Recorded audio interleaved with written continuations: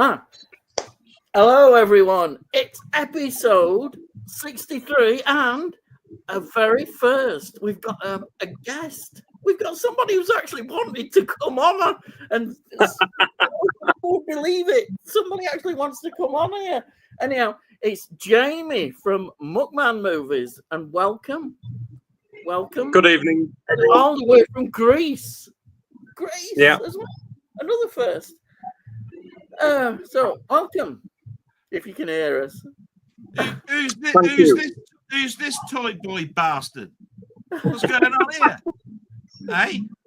I mean, I knew I weren't liked, but bloody hell, this is taking things to an extreme. Was it two northerners, one from another country? Oh, yeah, the southern softy again. Bloody hell, here we go. Yeah. I thought it would be quite a good idea. I sent the idea to Ian earlier this week, and I thought, it's your it's a good fault. idea to do it from a different country. Yeah, it is. It's your bloody fault. Right, I got it. Yeah. Right. And of course, we've got Delboy here again. Here he is. Thanks. By the way, Cheers, it's Delboy. Yeah, every week he's here. And, it's Delboy. What more can I say? What more can I say?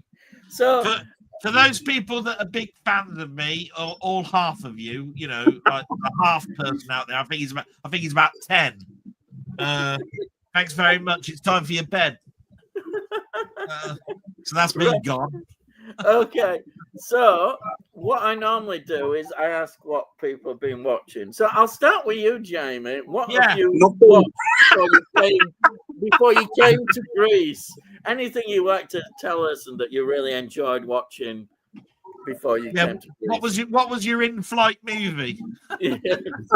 Well, there wasn't one because it was a short haul, so it was only about 3 hours long was the flight. So no movies, unfortunately. I was reading I'm trying to get through that Hellraiser book about Richard Burton, Richard Harris, Peter O'Toole and Oliver Reed, just absolutely getting pissed for about 3 decades. So I'm about 3/4 of the way through that now, which is, it's a brilliant book. If you've not read it, you need to pick a copy up and read it. It's really enlightening. In fact, on the beach today, I was reading about Richard Burton. It was during the filming of The Villain, which is a really good British gangster film. Yeah. It was quite problematic during the filming because he was always drunk. Oh. So, he'd come out from his trailer, do a few scenes, and then he'd go back into the trailer and leave it up to his stunt double to do all the other scenes. Wow. So he was barely around during the filming of it. I don't know, but I always felt there was something wrong about it. If you've ever seen the film and I think this is what happens at the end. There's a Dockland scene. There's all the police all crowd around him, and they say, even those people on the roof know that this is going on. All of this sort of stuff. I think that's the same film, isn't it? Yeah, he looked greasy or wet or something. It's almost like you've chucked a bucket of water over him or something, and that's probably to wake him up because he was pissed or something. I don't know, but there was something about him that made me think, he's obviously, his alcoholism has taken over in this film. Well, him and Elizabeth Taylor were going through marriage problems at the time. They were both absolutely getting legless every day. So she'd turn up on set drunk, and he'd be trying to get through his lines drunk. So it was quite a problematic film, was that? Yeah. Just because of how inebriated people were. Them two were. Yeah. Well, I do like the film, though, Ian. I do like that film. Yeah, I like the film. I just think it ends too quickly. Maybe that's why, because it builds it up quite a bit. And when he gets caught, the final scenes are not that impressive, really. It just sort of, he's there and that's it. But I think it's maybe because if there were problems, it was probably trying to get the best out of him, what they could, that's how it is. So for this week, I've not watched any films because I've been on holiday. So unfortunately, I can't really tell you what I've watched. But I have been reading.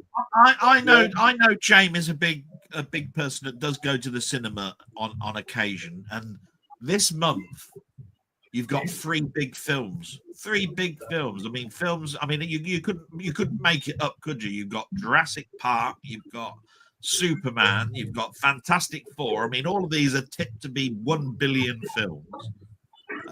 I'm not excited because I'm not really a AAA person anymore. But of those three films, is there any other one of them that gets you excited enough to be one of the people that's going to make this a billion film? You know what? I was so excited to see the new Jurassic World film. Right. And then I read a review yesterday, and they gave it 1.5 stars out of 5. Oh, shit. Oh. And I was like, oh my God, it looks amazing on the trailer. I was just absolutely gutted to read this review. So I'm a bit apprehensive about it now. I'm really looking forward to that because I love Scarlett Johansson as well. Yeah. So, Yeah. Her first showing in this IP, really. So yeah. But I mean, from my perspective, I like the spectacle of any film, and I won't listen to any reviews or anything like that. Obviously, I'll have a trepidation about anything, but why they have to do it in the same month, why they've got to do 3 like huge films like this, battling it out. I think there's a week between each film coming out. It's almost like you do understand that we want the cinema to work. If you'd have staggered this and done it every 2 weeks and one was therefore in August or something, I'd feel a little bit better. But you're making it so that people that are cash starved having to choose, because some people won't be able to afford 3 trips in the same month. They're paid monthly. And we're a cash-strapped nation at the moment. That's my only feelings about it. I just feel sad for the punters that want to go and see all 3 films. Hopefully they'll be on for weeks and weeks and weeks. Do you know what I mean? There'll be but you know what happens? People will go, oh, I've just read the review of that now, so now I'm glad I went and saw the other one. I won't bother going watching that one. And that's what tends to happen, you see. So I just think still going to go see Jurassic World. There's going to be some losers here, I think, a little bit. I'm still going to go see it because I thought the trailer looked fantastic. So yeah, I'm going to still go see that. I'm not too fussed about Superman. I think or... you should just purely on the basis that somebody gave it 1.5 stars. Bollocks to it. You know what I mean? Yeah. It's like Sai. He really enjoyed 28 years later, and I wasn't too keen on it. You know, each film resonates with people differently, doesn't it? So, yeah. Yeah. Anyway, what did you two watch? Go on, then you. I didn't want to say a few more. Go on, say a few more, then Delboy. I was going to say if you go, but all right. What have I watched? Well, I've watched. I'll show some of the things that have come through first. I think that's what I normally do, don't I? Yeah. No. And I don't know how many of these I showed last week, but I have watched this. It's a bit of a okayish film, but not his top.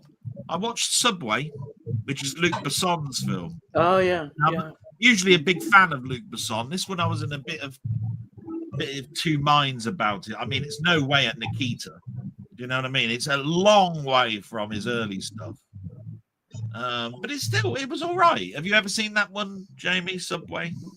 I've never seen it, no. And I've always wanted to pick it up, but I've never. It says Luc Besson. Pulled the trigger on it. You can see there. I didn't know I didn't know a new Steelbook would come out of it, so I might pick that one up when it's cheaper.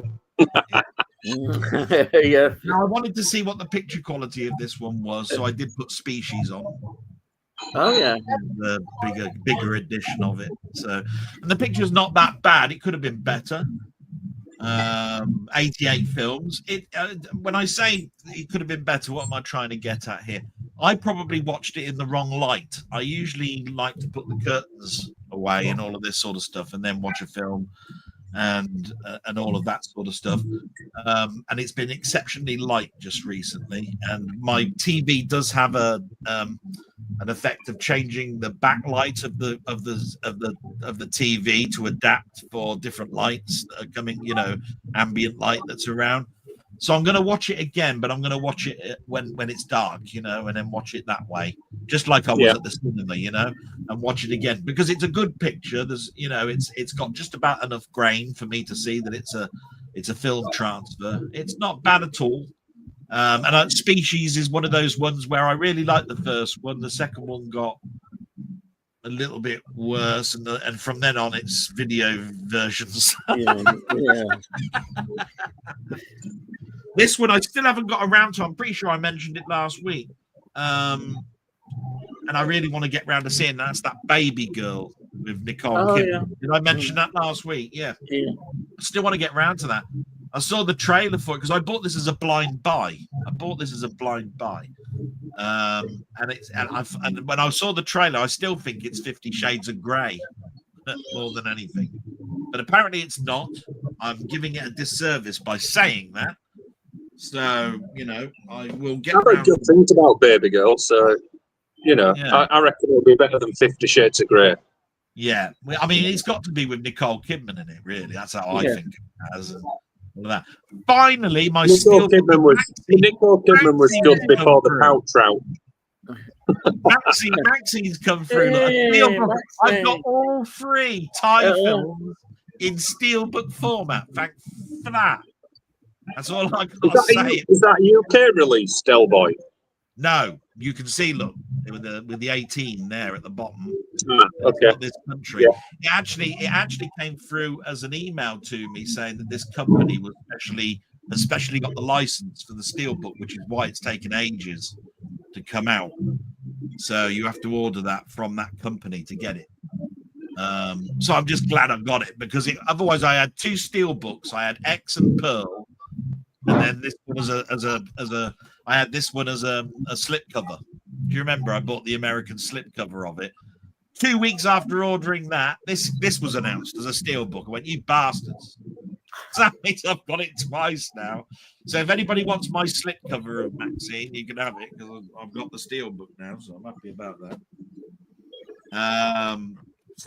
Did I mention Novocaine last week? I still really, really, really want to watch Novocaine.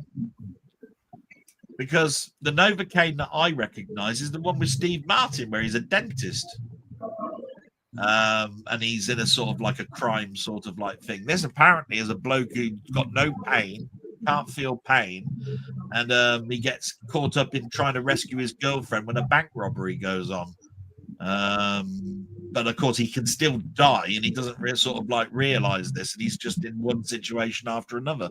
So it intrigues me to actually look at it. You know what I mean? Novocaine. Does anybody know much about Novocaine?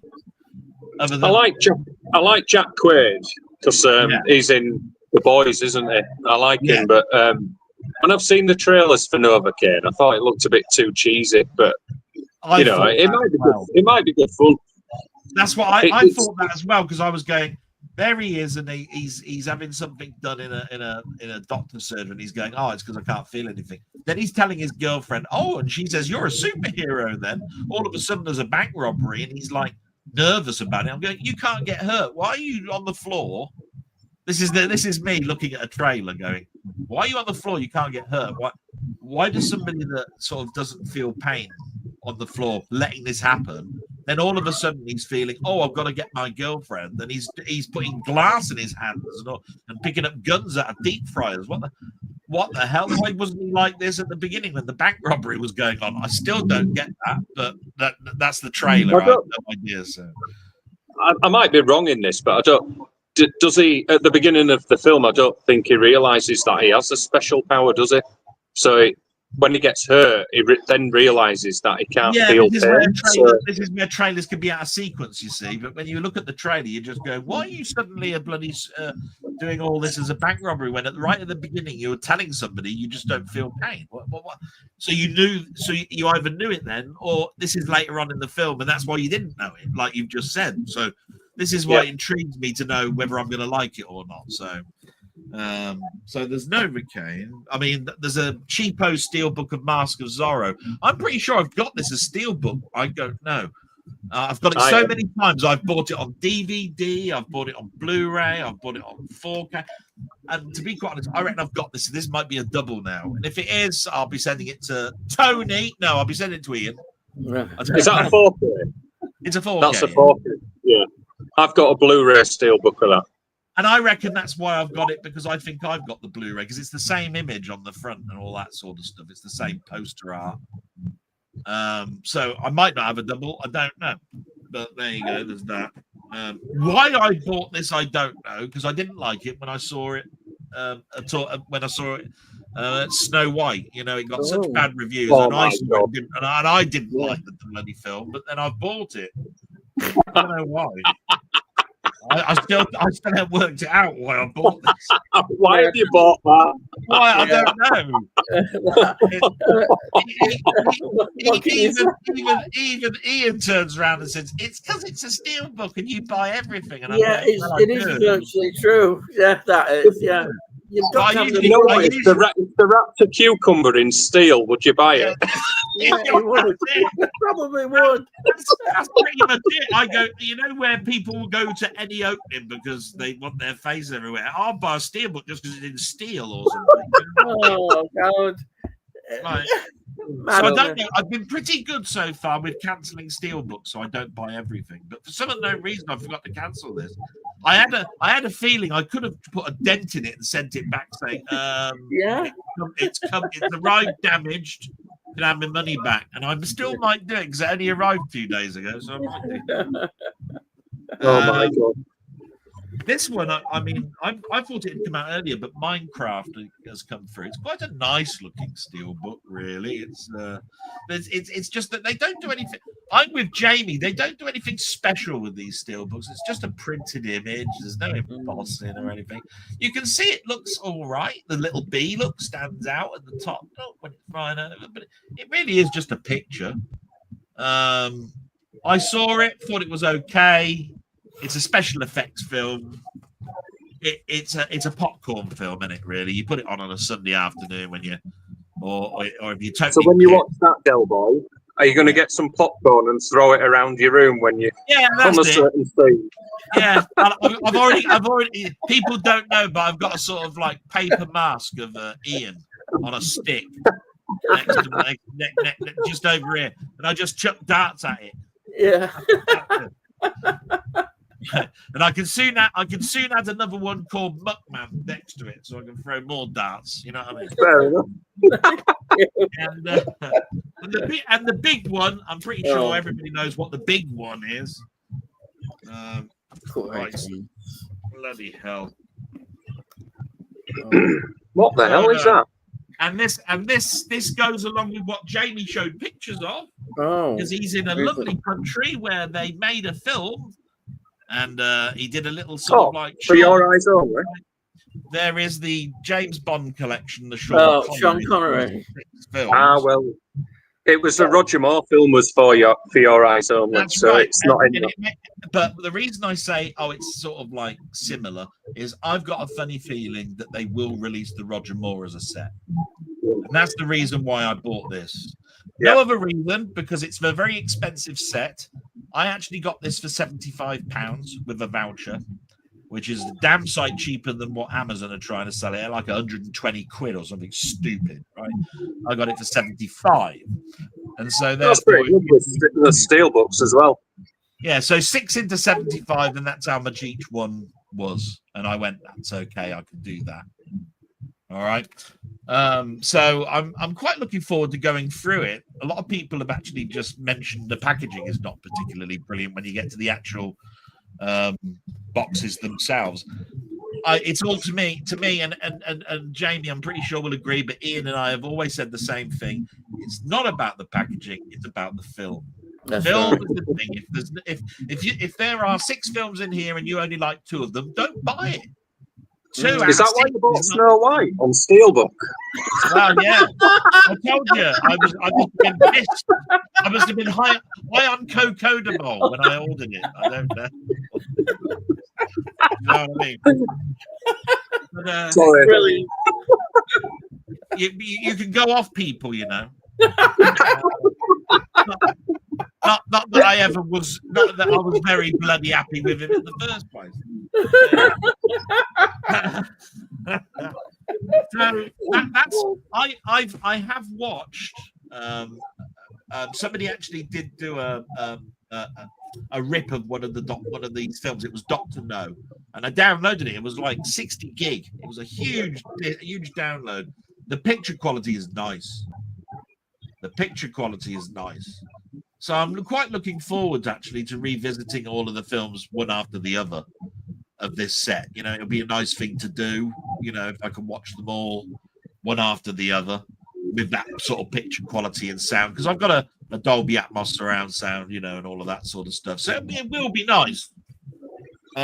Just going back to the For Your Eyes Only, I've got, like, because I went to see Meteora yesterday, and it was the most mind-blowing, awe-inspiring place I've ever been. One of the most awe-inspiring places I've ever been. Soon as I get back on, well, maybe not Saturday, but on Sunday when I'm at home, I am watching For Your Eyes Only. I can't wait to watch it now, because I was blown away by the landscape. It was absolutely phenomenal. I think, and I mean, this is the only sort of like little bit of trivia that I can remember of that film. Is the film that was the film where Roger Moore actually had an argument with the brothers, the Broccoli brothers, because he kicked the car off of the side of the hill or something, killing someone, you know. And he said James Bond wouldn't have done that. You know, this is the car chase. He's running up and down where you were, that monastery top. He was running up to the top. The car finally spun and nearly fell off the side of a cliff. He's there, and he throws the pin or something into the car and then kicks the car, and it goes off the side of the cliff. And he said Bond wouldn't have done that. And apparently it's the only time that I think Roger Moore really conflicted about it all. But, I can't remember much about that film, you know. It must be about at least 2 decades since I've watched it. So I've got the big box set of Bond, so I'm definitely watching it when I get home.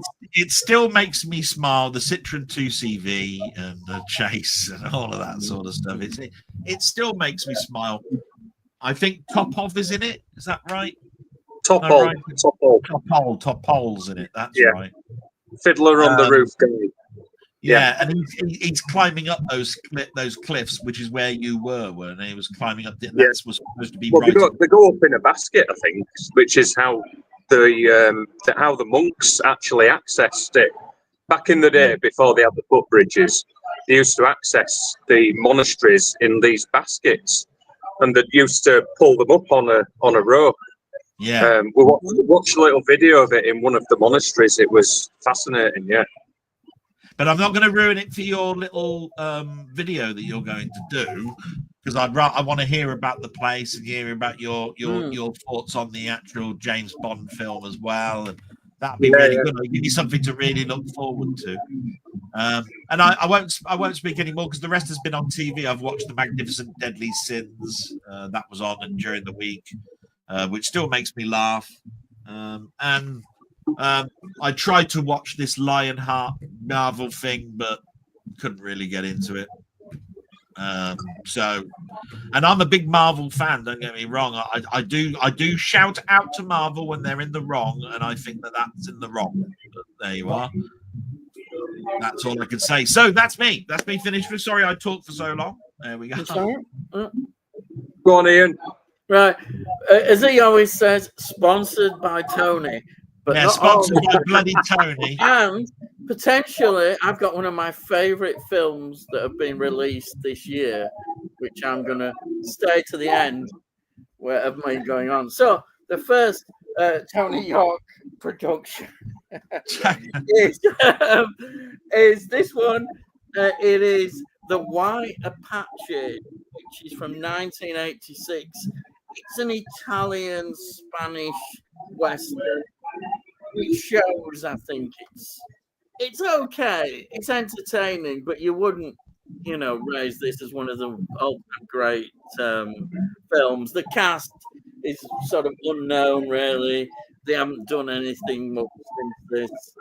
Do you know what year that was, Ian? 1986.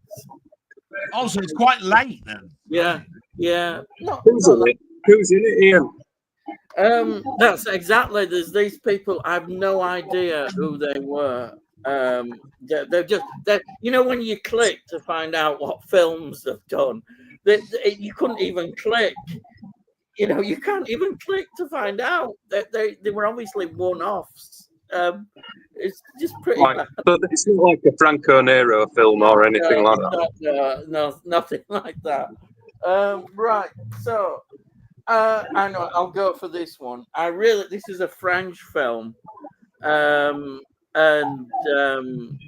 it's IndoChina. This is a French film starring Catherine Deneuve. It's set in Vietnam, 1930s, and because the French had control over Vietnam at that sort of period in time. And Catherine Deneuve plays this character who's got an adopted Vietnamese daughter, and she's a very strong woman, and people sort of want to marry her, and she's very protective of daughter. She's quite sort of very thin woman who won't be messed about. She has this rubber plantation that she runs really well. But it's a really good film. It's got in the background all the communist sort of terrorism going on as they see it attacking. And it's a beautiful film. Performance. Who directed it, Ian? Yeah, now because I vaguely remember that coming out, but I can't remember who directed it. It's directed by Regis Wagner, and I don't really know that name. Never heard of it. Regis Sounds more German, like Wagner or something like that. Yeah, it's Wagner. I suppose it's Wargner. Regis Wagner. Yeah, but I think Catherine Deneuve really makes the film. She's really good, and it's a French film, and therefore it's got a lot of French perspective in it, and it's just a beautiful film. And then another film which I've Catherine Deneuve a lot in recent years. Yeah, she's really good actress, isn't she? It's great. I want to see more of her films. I watched The Hunger for the first time. Maybe last year, and I was blown away by her performance. She was amazing in it. Yeah. She was. Totally agree. I love the film. I think it's a great film. I put it as one of my favourite vampire films. I know people put Fright Night up there, and I can see all that. That turned into an anthology TV series, didn't it? Yes, so. David Bowie. David Bowie, wasn't it? And if I remember rightly, it's one of it's linked to Tony Scott, Ridley Scott. I think it's one of their productions. Well, Tony Scott directed it. Yeah, so it's a Scott free film. Yeah, it's where they started off. I think it's very good. It's a good film, really is. Atmosphere. It's full of wonderful atmosphere. Now, the next film, I've ordered this on Blu-ray, so I'm hoping it'll come soon because I just absolutely loved it. It's Christian Bale. It's called The Flowers of War, and this is set with the Japanese invasion, and they're coming down, and he's a bit of a character who ends up in this orphanage, and there's all these kids, but then he's also got in this orphanage loads of prostitutes, and he's got to basically rescue these, and he has to don a disguise as a priest so that he can then get these out into safety. And he's got all these Japanese surrounding him. They're all suspicious, and it's brilliant. It's a really good performance.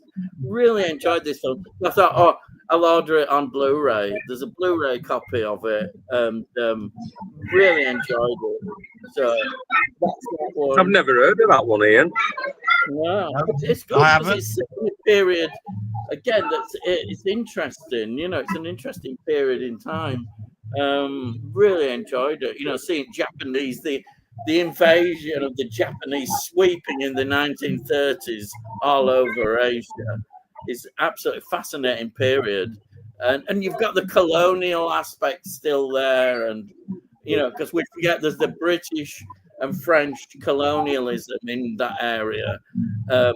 Absolutely fascinating. And then the film for me that just I watched this. I ordered this and I've been waiting for it, and it came this morning. And I already have seen it because I just had to have it, and then I've got it now. It's Companion.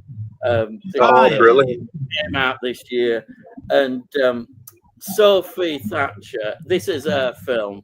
She was in Maxine and Heretic. Heretic. Heretic. She's the star now in this film. She's made it in this film, and she is superb. There's so many good things in this film, and Jack Quaid, he's in this film who you mentioned earlier. No, okay. This film blew me away.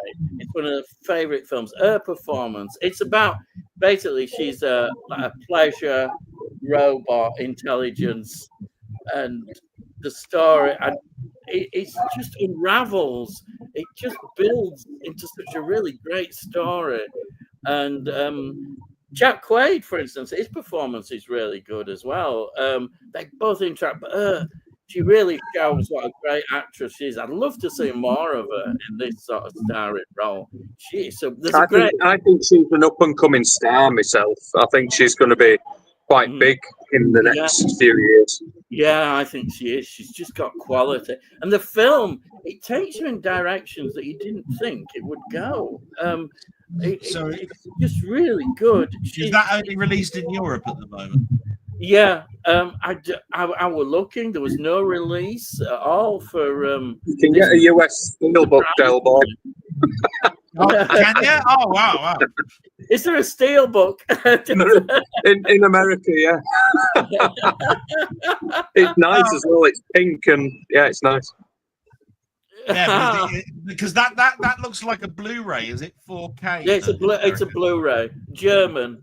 It's a German one. Yeah. So is it 4K in America or what? I think it is. I think it is. Yes, I did see it. Yeah, it is in America. It's on 4K. I think it is definitely. Oh, if not, it's in Germany. There is a 4K release of it. It's either in Germany or America. Yeah. I'm holding out for a steelbook. Yeah, that's what I mean. I will probably wait until the steelbook. But honestly, I think it's good to see an actress sort of get her own. You know, she's been working on these films, and then she gets the starring role, and she plays it beautifully. I was so impressed, and the film, it brought out so many. It made you think as well about quite a few things. Really, it raises a lot of questions as well, and it's just an entertaining film. You know what, Ian? I thought, right, so when I saw the trailer, I thought, oh my God, they're spoiling everything. But when you watch it, it spoils a few things, the trailer, but I thought there's a lot of red herrings and a lot of twists and turns along the way that aren't revealed in the trailer. So it's actually a cracking film. It's really good. It's my second favourite film of the series, Companion. So. Yeah, I'm just going to check on. You two have a nice little natter. Yeah. And sod the lot here. You finally got rid of me, you bastard. Right, there you go. Hang on. I mean, I'm always looking out. I'm always thinking, is this going to be in my list of films of the year? I've had a few, but not that many so far.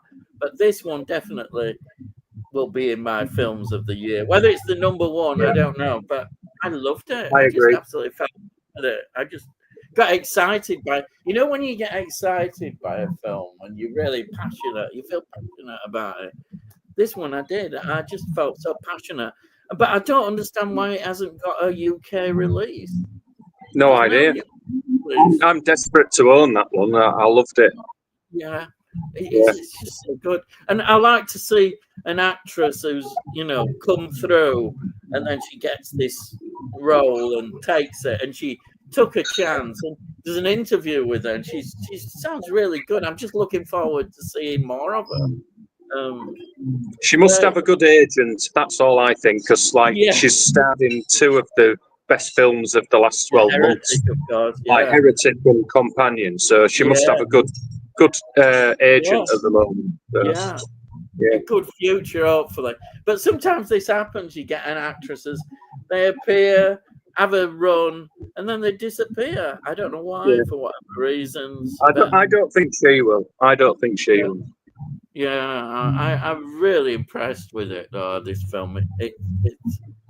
It was better than I even thought it would be, which is always gets me excited. When you watch it, I think, oh, I know this. So I say my list of films of the year, I know for certain this will be in them. There's not many. I just hope, Ian, that there's not a sequel to it. I just want it to finish like that. Yeah. I don't want a sequel. Yeah, exactly. I don't. It doesn't need one. It ended nicely. It ended nicely as it did. And you don't need a sequel at all. It's just perfect. I was really pleased. Even special features, I enjoyed. I didn't want them to stop. I wanted more to know even more about it. I loved it. But and as I say, it'd be interesting to see what film she takes now. Where she goes in her career, and hopefully get some good choices. We don't want to be stereotyped into like a horror genre. She needs to be able to do lots of different things. What I liked about this is that it's not really strictly horror, is it? It's sort of sci-fi and I mean, there is horror elements in it, but there is a big sci-fi, and you could say drama as well, and the twists I think are very good. When I found the twist, I thought, wow, I didn't know the twist at all. There was one of the big ones. It was absolutely fantastic. And that's good, isn't it? Even though it's funny because I'll be able to watch it again knowing the twist, but it won't affect my enjoyment at all. I'll still enjoy it. It won't devalue that enjoyment. That was fantastic. So you didn't pick up a DVD of The World's Fastest Indian then this week? No, I did. No, I should have done, shouldn't I? I didn't have. It's incredible. It's a brilliant film. Yeah, do you know what? It's quite it's like endearing and heartwarming. It's brilliant. It's all based on a true story as well. So it all happened. Did you pick it up, Delboy? What's that? The World's Fastest Indian? No, not yet. No. I'm just writing it down. I didn't pick it up. DVD. No, because I went to look for it. It weren't that price, and then I thought I'll get it in the morning, and I forgot. But it's nice. I just thought I'd say it's nice to be loved.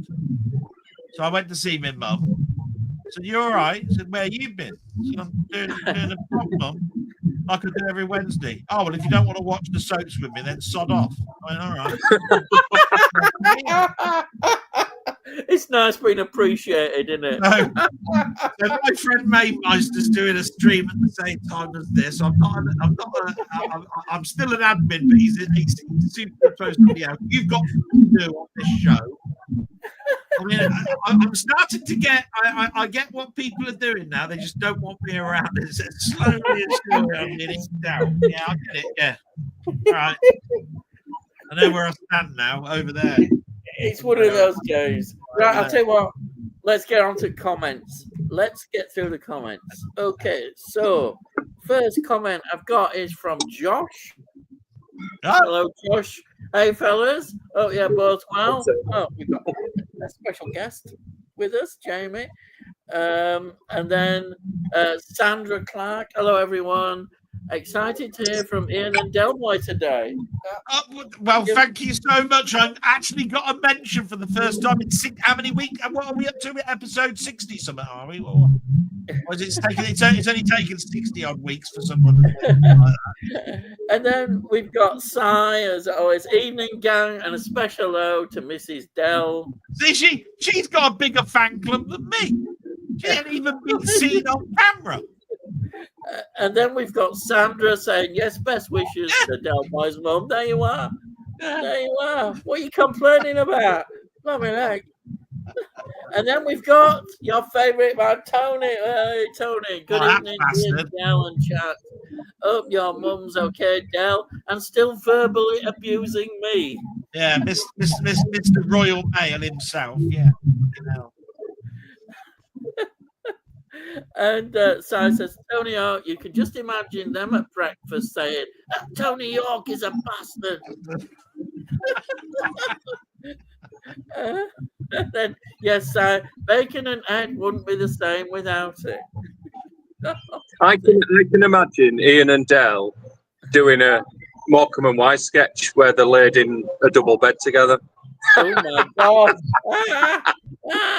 Nightmare. We'd have to definitely do the ice cream sketch where he said, "Look how many ice creams going at that speed." Oh dear. Sai says, I watched Ballerina this afternoon. It's okay, and it had an awesome fight with a pair of flamethrowers. Oh, sounds pretty hot. Oh dear. I've actually heard mostly good things about Ballerina rather than bad. I haven't seen it myself. No. Yeah, I'll be interested to see it. Yeah. Well, you know what? I wanted to see it at the cinema, and the timings at the cinema were ridiculous. It were either like quarter to midnight, or it were like it were just terrible timings. And and they were only had two during the whole day. And I'm going, how are you going to sell this film if you can only see it at ridiculous times?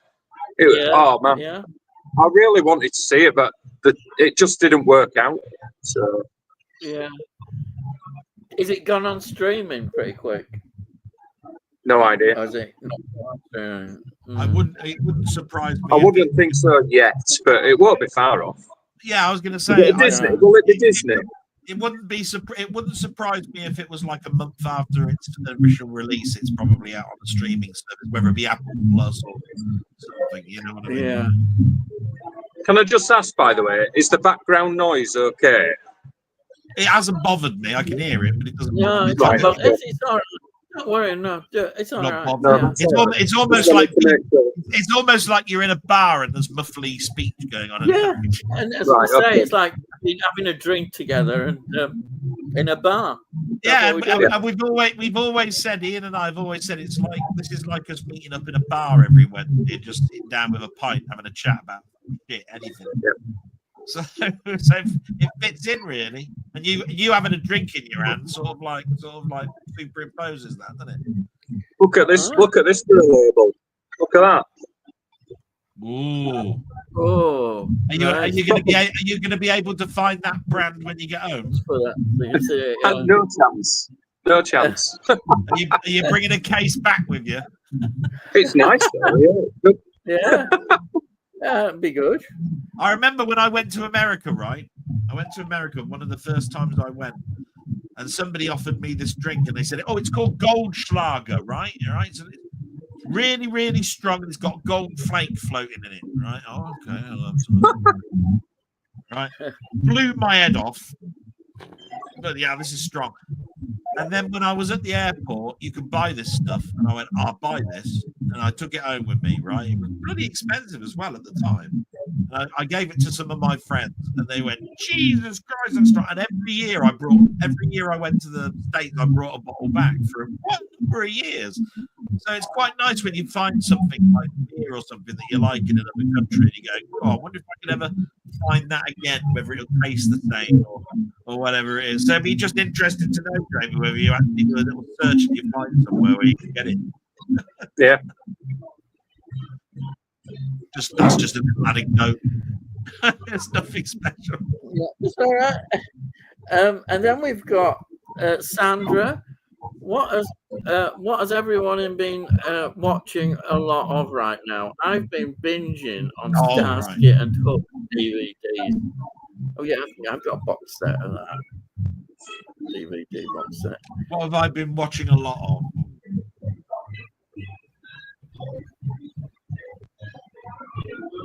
It's been a while, but I did watch.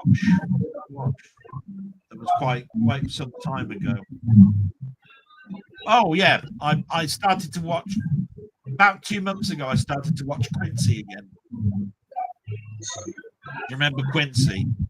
Yeah. We were talking I've about not seen it in about 30 years, probably. Yeah, with that Sam Fujiyama doing all the bloody work while Quincy's off solving crimes and that. So I did watch that, and I did watch 5 in a row of Kojak. I haven't seen Kojak, and it was on, and I went, I quite like this. I wouldn't mind watching another one, right? In the end, I'd watched about 5 of them in a row. I went, yeah, and I could have got quite addicted, but I didn't. I stopped there. So I did watch Kojak, with that his lollipop. Who loves you, baby? Crocker. All of that. It all brought it all back. Kojak. We've been watching. Every time I saw him, though, I kept thinking of him doing that advert for the Birmingham Bull Ring.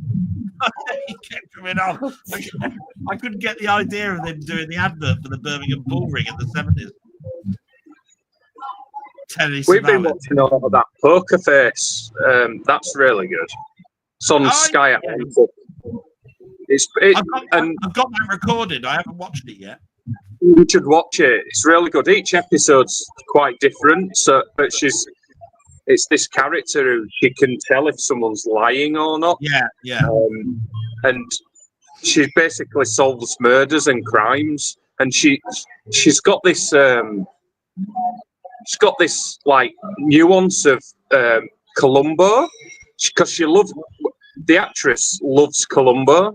So she's got a bit of Columbo going on about her while she's solving these crimes. When you watch it, there's certain scenes where you're going, oh God, she sounds like Columbo here, because she's a big fan of Columbo, and it's a brilliant TV show. You never know which episode, where it's going to go from episode to episode. It's really good. She doesn't say just one more thing, does she? Yeah, well, not far off. Honestly, she just certain scenes. She just sounds like Columbo. It's hilarious. It's really good.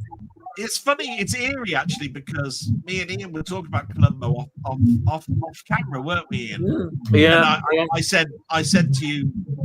You said, "Oh, there's never been a Mrs. Columbo." I said, there was one series of Mrs. Columbo. It had the person from Voyager in it, didn't it?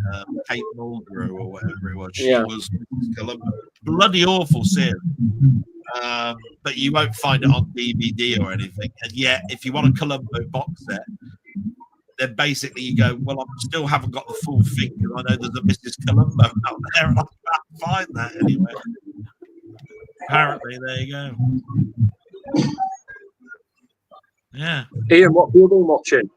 Well, I'll tell you, you mean one that I always come back to. There's two lot. There's a set of films I always love.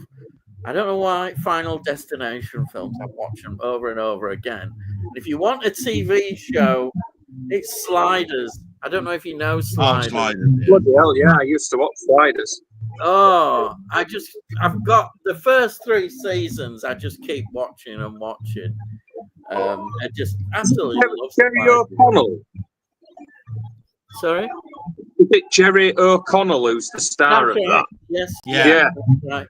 And see, he was in Stand By Me as a little kid, wasn't he? Oh yeah. He was the fat kid.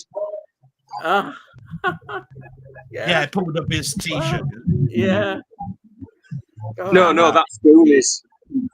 Oh yeah, that's Goonies, isn't it? Yeah, sorry. Yeah, my film's mixed up again, aren't they? Oh dear. No, I remember Stand By Me. Yeah, I've got the steelbook of that. It's gorgeous.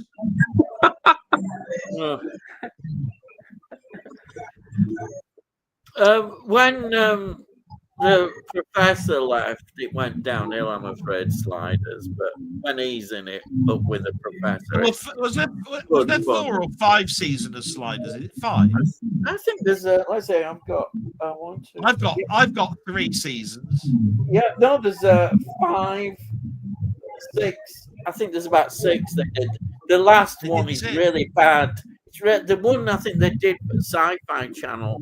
Sci-Fi Channel commissioned the final season. Do you remember Sci-Fi Channel? I've got 3 seasons anyway. Yeah, I've got 4, then 5. Yeah. But it not virtually all the cast leave anyhow in the end, so it's not very good. And plus they've run out of ideas. They run out of ideas. You know, ever since he started talking about Stand By Me, I can't think of what his bloody name is because he's in Star Trek: The Next Generation. And he Wesley Crusher. See, names elude me. I keep forgetting. He plays Dr. Crusher's son, doesn't he? I just said that, didn't I? I can't think of his name. Wesley Crusher. I can only think of his name as Wesley Crusher, and it's not that. Yeah. Anyway. Yeah. Did either of you two ever watch Warehouse 13? Yes. I'd love to watch that. I bought the big Blu-ray of that as well. Is it good? I don't know whether it's all right. I enjoyed it, but my partner Michelle, she loved it. She was like, she had to watch every episode, whereas I could have missed an episode. But like, it's got a good like cult following. Yeah. But yeah, it's good. I was going to say I really liked the premise of it, and then later on, they started to bring in this character that from history and kept bringing it back. Was it like Moriarty or something like this? It was a character that kept coming back. Like in the later parts of the series, and I liked it when it was all separate little stories, and there was a slight interjoint much, but it's really started to join up towards the end, and that's when I started to fall out with the series a little bit. But I bought it on Blu-ray as a big box set. I loved it. With the separate stories then, there weren't any ongoing conspiracy. Yes. Well, there were separate, a bit like Fringe. So there were separate stories, but there were a common thread running through it. So it linked all the stories together. But you could easily watch one episode and then miss a few, and then watch another episode. So, yeah, it's the very nature that the warehouse is probably a character, and that's the reoccurring character because it was always the warehouse. But they started to show a lot of things outside the warehouse. Do you see what I mean? Where there was all the weapons to stop people from intruding and going in and all that sort of stuff. You know what I mean? And I really liked it. It was inside the warehouse, and then they were on set. They were wherever they had to be. Do you know what I mean? Where there's artifacts. If you think about it, it's a bit like the Conjuring horror series. So they have this room with loads of different items in there that are like possessed and things like that. But in Warehouse 13, they've got all these items that have got like special powers and things. So it's a bit like that, but in I always thought the Ark of the Covenant. I always thought the Ark of the Covenant was going to be there. The Holy Grail, probably. But they have this computer-controlled environment. They went haywire in one episode, and the whole warehouse was against them. You know, because it turned off the force field and made each one inert. So all of a sudden they were going past all these different racks of stuff, like a big sort of like Amazon warehouse, and they only had to walk past it, and all the things would suddenly start to come to life and possess them and all this sort of stuff. It really is quite a fun show, actually. It's not bad. Before we go on, I'd just like to say to everybody, if you've not subscribed to these two's channel, please subscribe. I've put them both in the description, and just go down there and you'll see Mugman's channel, and you'll see, what's his face, Delboy, I think his name is, You'll see his channel down there as well. So please, if you've not subscribed, go and have a look at the channels and subscribe. You'll love them. There you are. There's my bit. Right. Well, I'm going to shout at a Greek guy in a minute because he's just shouting down in the street. Oh, dear. I'll tell you what, all I was going to say there was it's a step up calling me what's his face, the southern bastard. Yeah, what's his face? So I'll take what's his face over the southern bastard anytime. And then we've got here. This is a nice comment from Tony. How much did you have to pay James to appear here? Or is it a case of the checks in the post? Yeah, blooming heck. We don't pay. We think pay on here. Blooming heck. Yeah, by heck. This is paying for me roaming. Oh, dear. No, fortunately, I've got Wi-Fi at the hotel, so that's fine. Sorted. This one. You went at this. Muckman is paying for Ian's takeaway as a fee to appear on tonight's stream. Well, I don't think he'd have a takeaway tonight, actually. So there we are. I'm not saying you never know. A takeaway could happen. And then Tony says, I remember Starsky and Hutch first time round on TV, Sandra. Never seen it since. Oh, wow.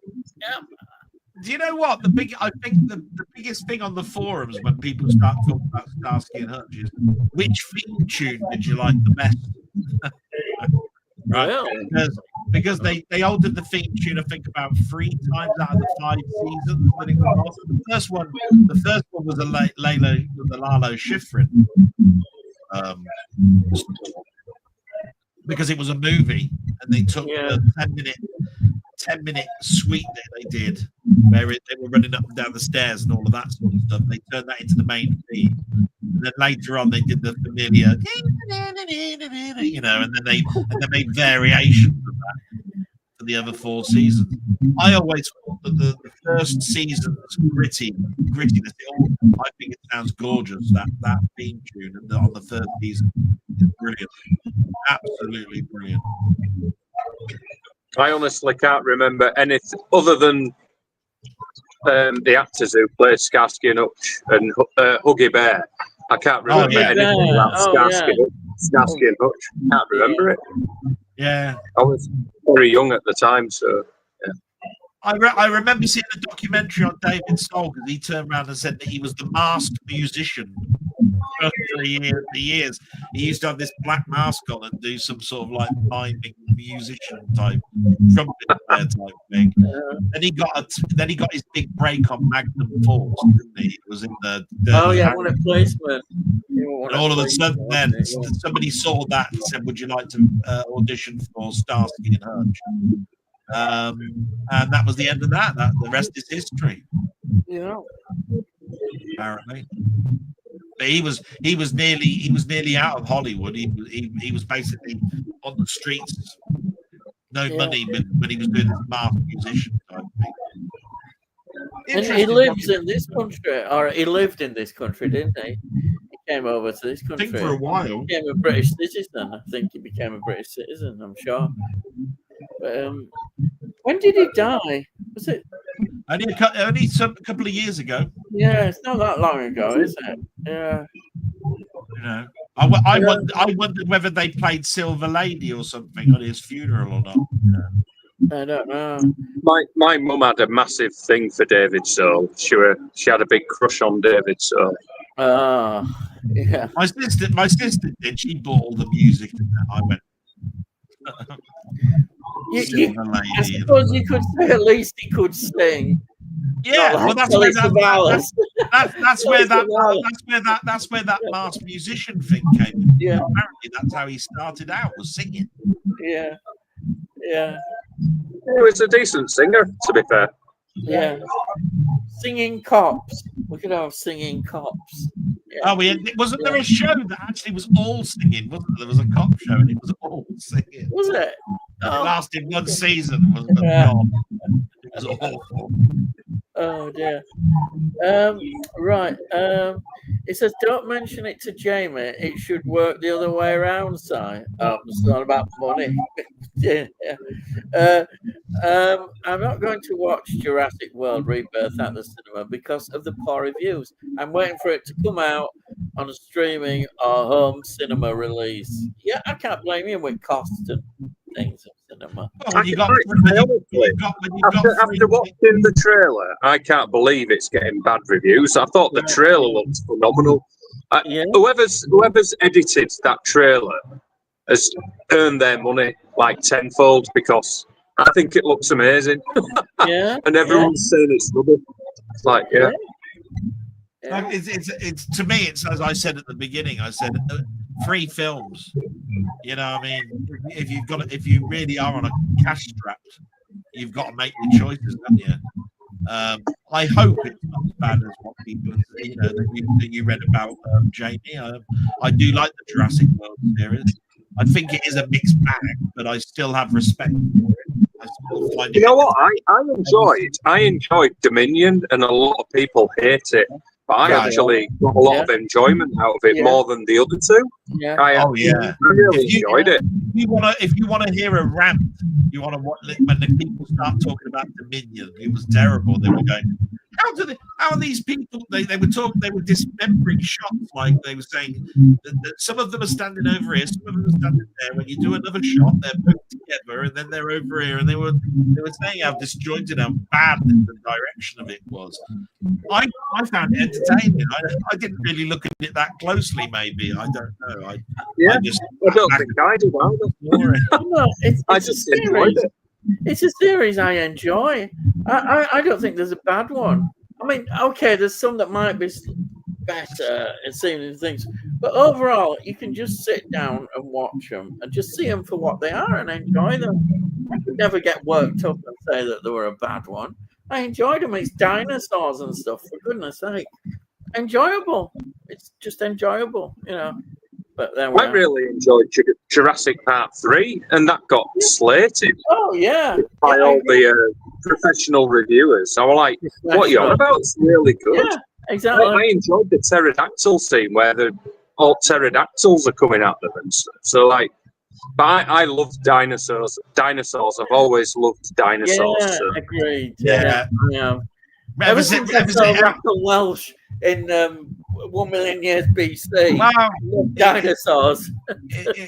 even though King Kong's not a dinosaur, I've always been a fan of Ray Harryhausen, so I've been a big fan of dinosaurs. Yeah. You know what I mean? I love seeing I just want to say this, Ian. I'm a sucker, right, for a person that talks to me, right? I'm a sucker. I really am. And there's a person that's just come in the room called Media Collector Madness. I've just checked on my phone and it said, you've got a new subscriber, right? He's actually just posted something to us and he said he subscribed to all of us.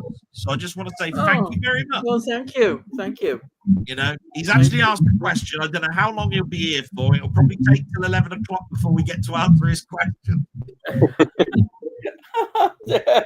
I will put this. He's put, hi guys, hope you're all well and good. Just sub to all your channels.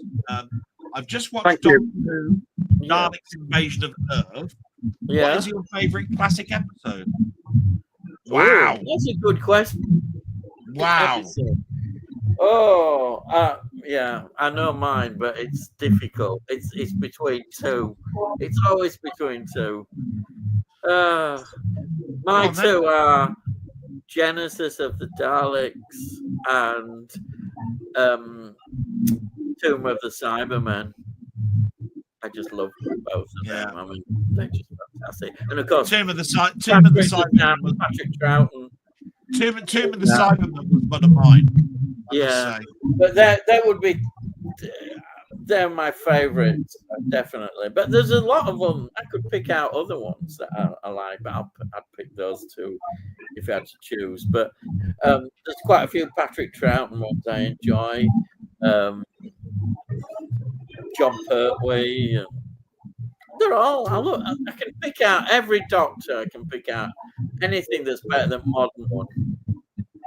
I can put even the worst classic Doctor Who episodes are better than this modern rubbish. I've never heard Jamie talk much about Doctor Who. Do you like Doctor Who, Jamie, at all? I'm not a big fan. I'm not like you two.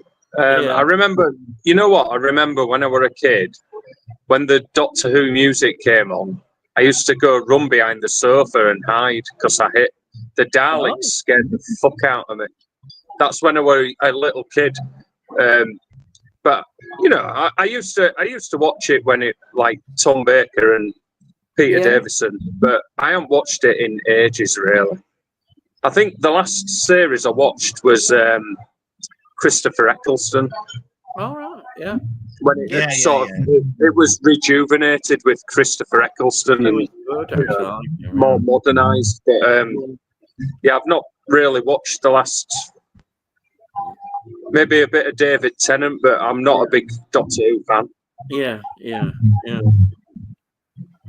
Sorry, guys. It's all right. Oh, crikey, that's fine. Yeah. Honestly, it's one of those things where I think everybody will have a memory because they must have watched it at least once in their childhood if you lived in the UK. You didn't have to be a fan, but you'd have probably remembered it being on because of Saturday TV and where it was. If you're of a certain age, you know, if you're in your 50s, I can't see how you couldn't have watched it, not watched one episode ever in your life. You know what I mean? Because it was on like 5:40 or something before the Generation game or whatever it was. You know, so you know the Doctors that I used to watch were Tom Baker and Peter Davison, and who was the guy after Davison? Peter Davison. Colin Baker. Colin Baker, yeah. A little bit of him, and then after that, Sylvester McCoy I found very irritating. And then that's probably where I lost my interest in Doctor Who. But it's funny. I reckon if I went and revisited Sylvester McCoy now, I'd probably get some fun out of it. But compared with modern stuff, God, unwatchable. The amount of times that I've heard the same sort of thing, and I remember the hoo-ha when Sylvester McCoy was mentioned because I knew him from kids' TV like Ludwig or something like that. He was one of these play school people, you know. He was playing the spoons and faffing about with sort of like a weird. I couldn't quite pinpoint what his character was. He was sort of like it's almost like a Brundlefly. You know what I mean? He's sort of like there and not there and doing all sort of jerky movements and all this sort of stuff. So when he got the spoons out in an actual episode of Doctor Who, I went, oh no. Honestly, when they go to the TARDIS, they're going to say, what round window are you going to be watching this week? You know, or something like that. You know, is it in the square window? Or is it the round window this week? You know, what the hell? I wasn't looking forward to it. And the first season was so rocky with him as well. So rocky. You know, I'm glad he sort of like matured. But then it was cancelled. The rest is history. That's it, really, in regards to Sylvester McCoy. My memories of Doctor Who are definitely in 1965. I was 5 years old and I was excited because I got a black Dalek.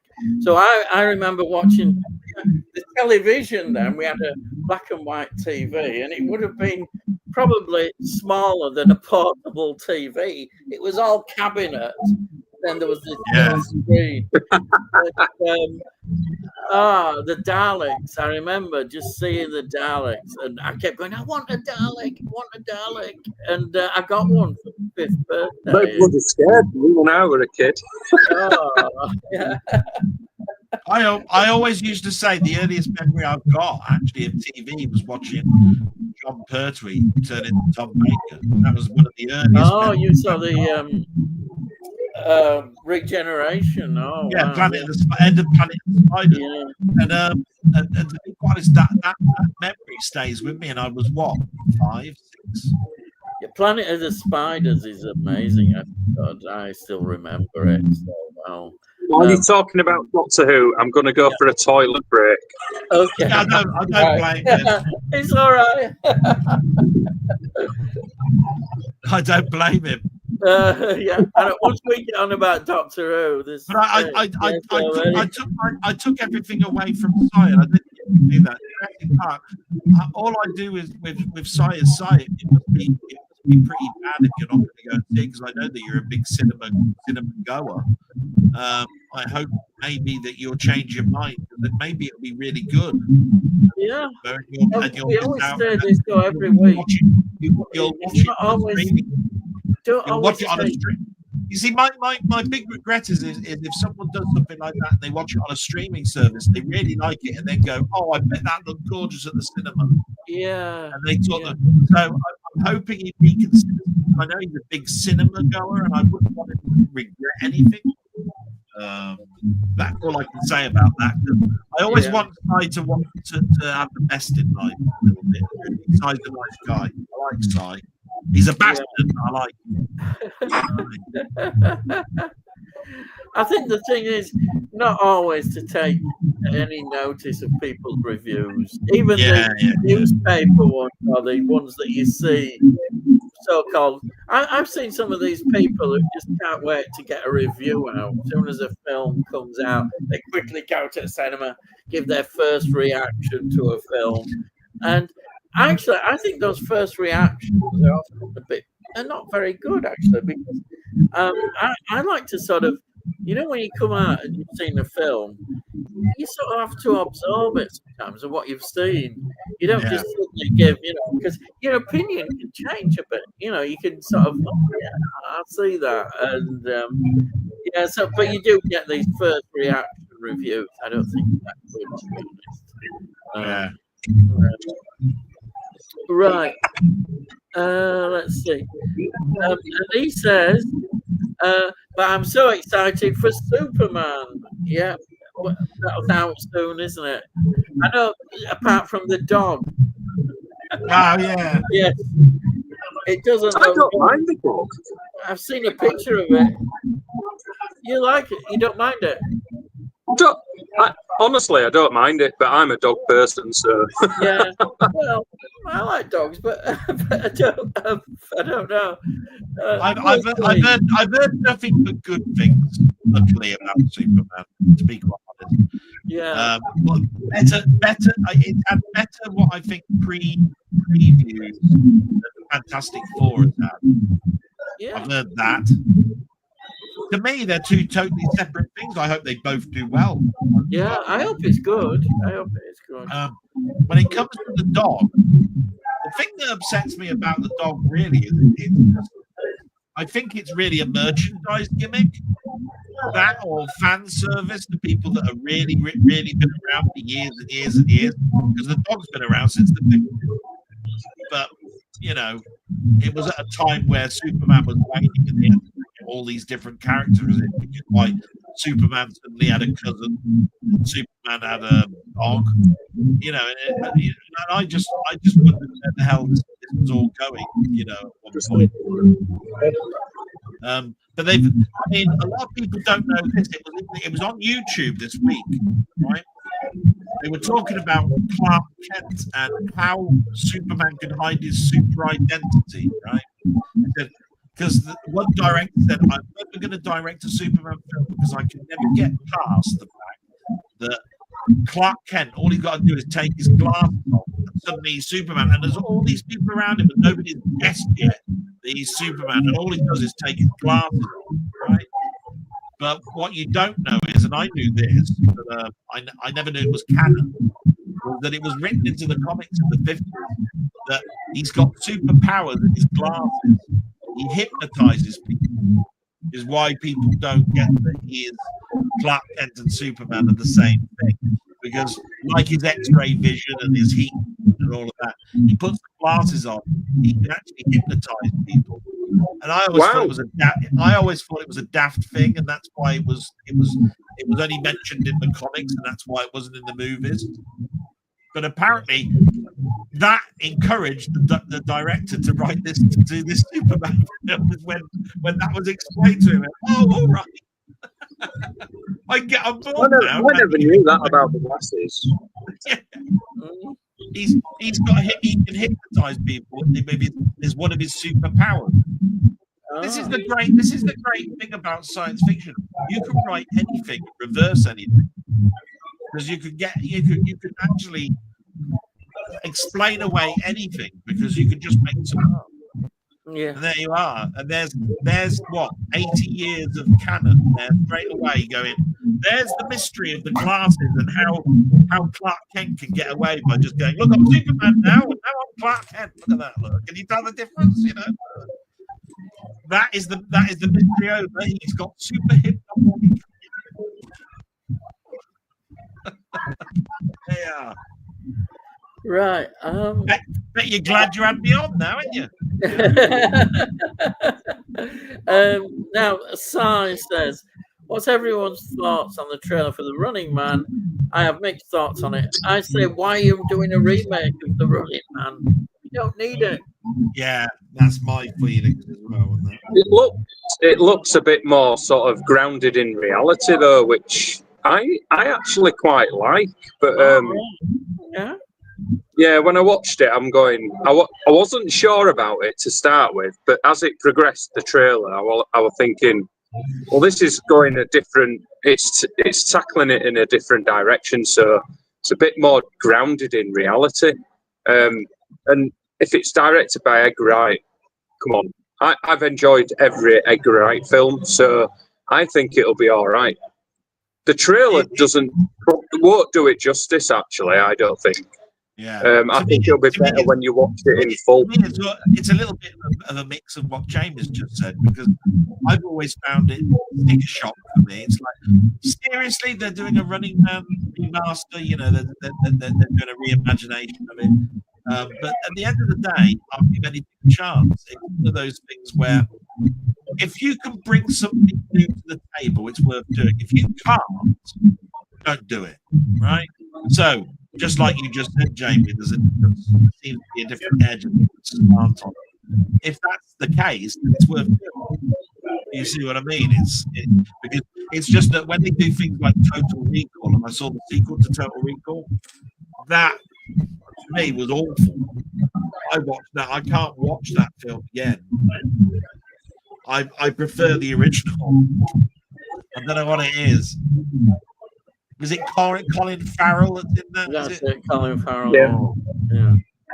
All that shooting through the hand and all this bollocks. Can I ask you both something? How are you alerted to trailers? Do you actively look for trailers? Or No, I don't. I can tell you now, I don't actively look. So, I've got certain. I follow certain people on Instagram who will probably put it on their stories, so then I'll see the trailer. That'll notify me that the trailer's out, and then I'll go onto YouTube and watch it. So I follow certain people on Instagram, and that's how I find out usually. And I'll tell you how I know more about trailers than anything is that when I do my blog, I put trailers of films I've watched. Yeah. Right? And as soon as you do that, YouTube comes on that you're watching trailers. They put a load of alerts on your thing. Have you seen this trailer? Have you seen this trailer? Which I tend to then pick and choose, and I'm glad I do, because when I saw that trailer, Police Squad. Looking how bad that Police Squad's trailer was, I just hated that trailer. Which trailer? Sorry, the Police Squad trailer. Oh, right, yeah. It was all over YouTube when it came out, because he turned from a little girl into Liam Neeson with a skirt on and that. I hated that trailer with a passion. I really did. But I'm a big Police Squad. I really like the TV series. I like the 3 films. I thought it was one of those series that you don't want to go back to. It's quintessentially the Frank Drebin is. He is Frank Drebin, isn't he? Really. I can't think of anybody else being it. So this is supposed to be a next generation film, isn't it? Where it's a great cousin or something. I don't know. What are your feelings? Are you looking forward to the new Police Squad? Have you got any feelings on it whatsoever?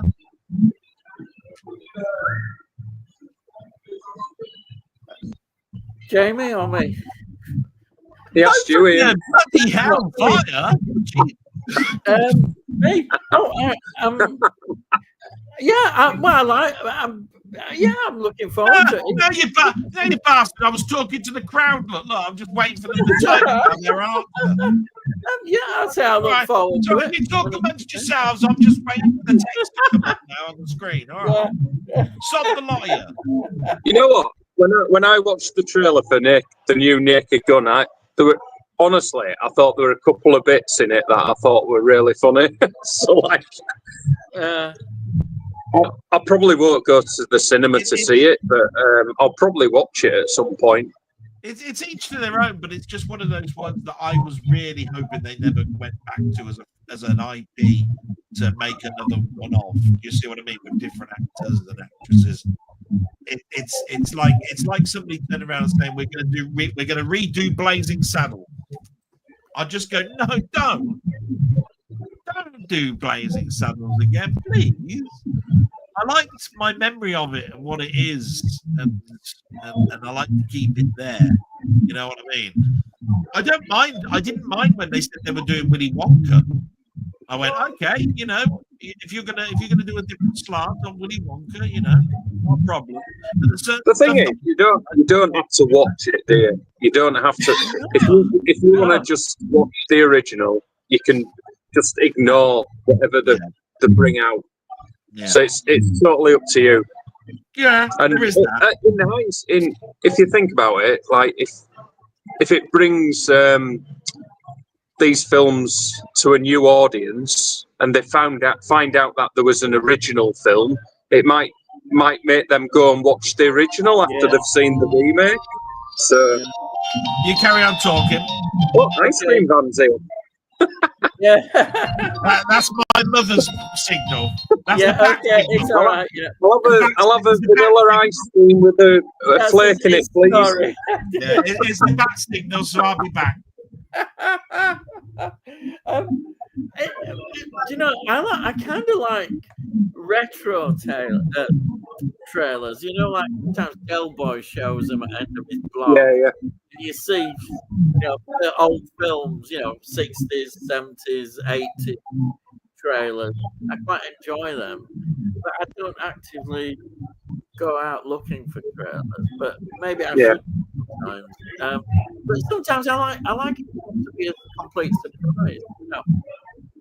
I prefer the older trailers for the voiceovers. The voiceovers are better. Voiceovers, yeah, definitely. I like the voiceovers. There's something about them, but I mean, nowadays they say, that's another reason.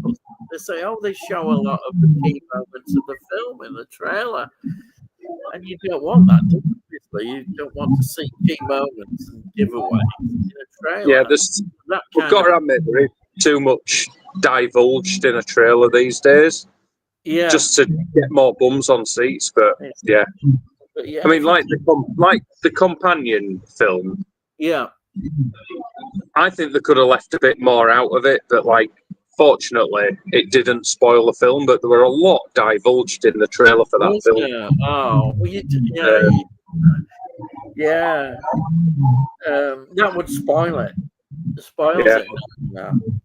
Especially, you know, some of the new Running Man film, it looks definitely more grounded in reality.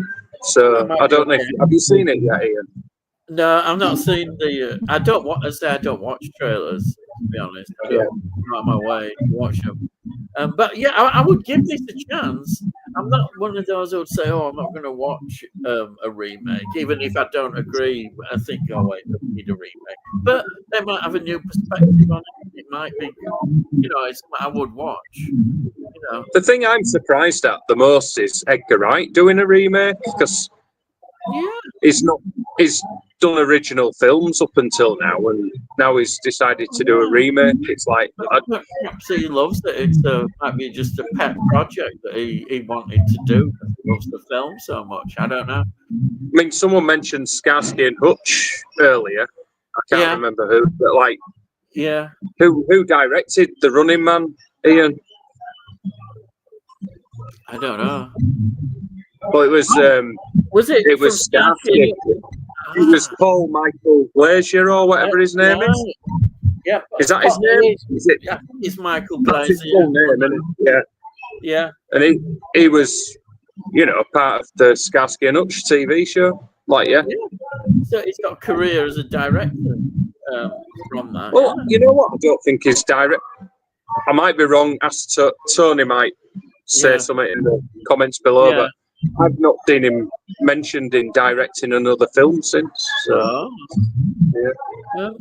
Didn't I may be wrong, but didn't I hear that he was very poorly? He was very ill.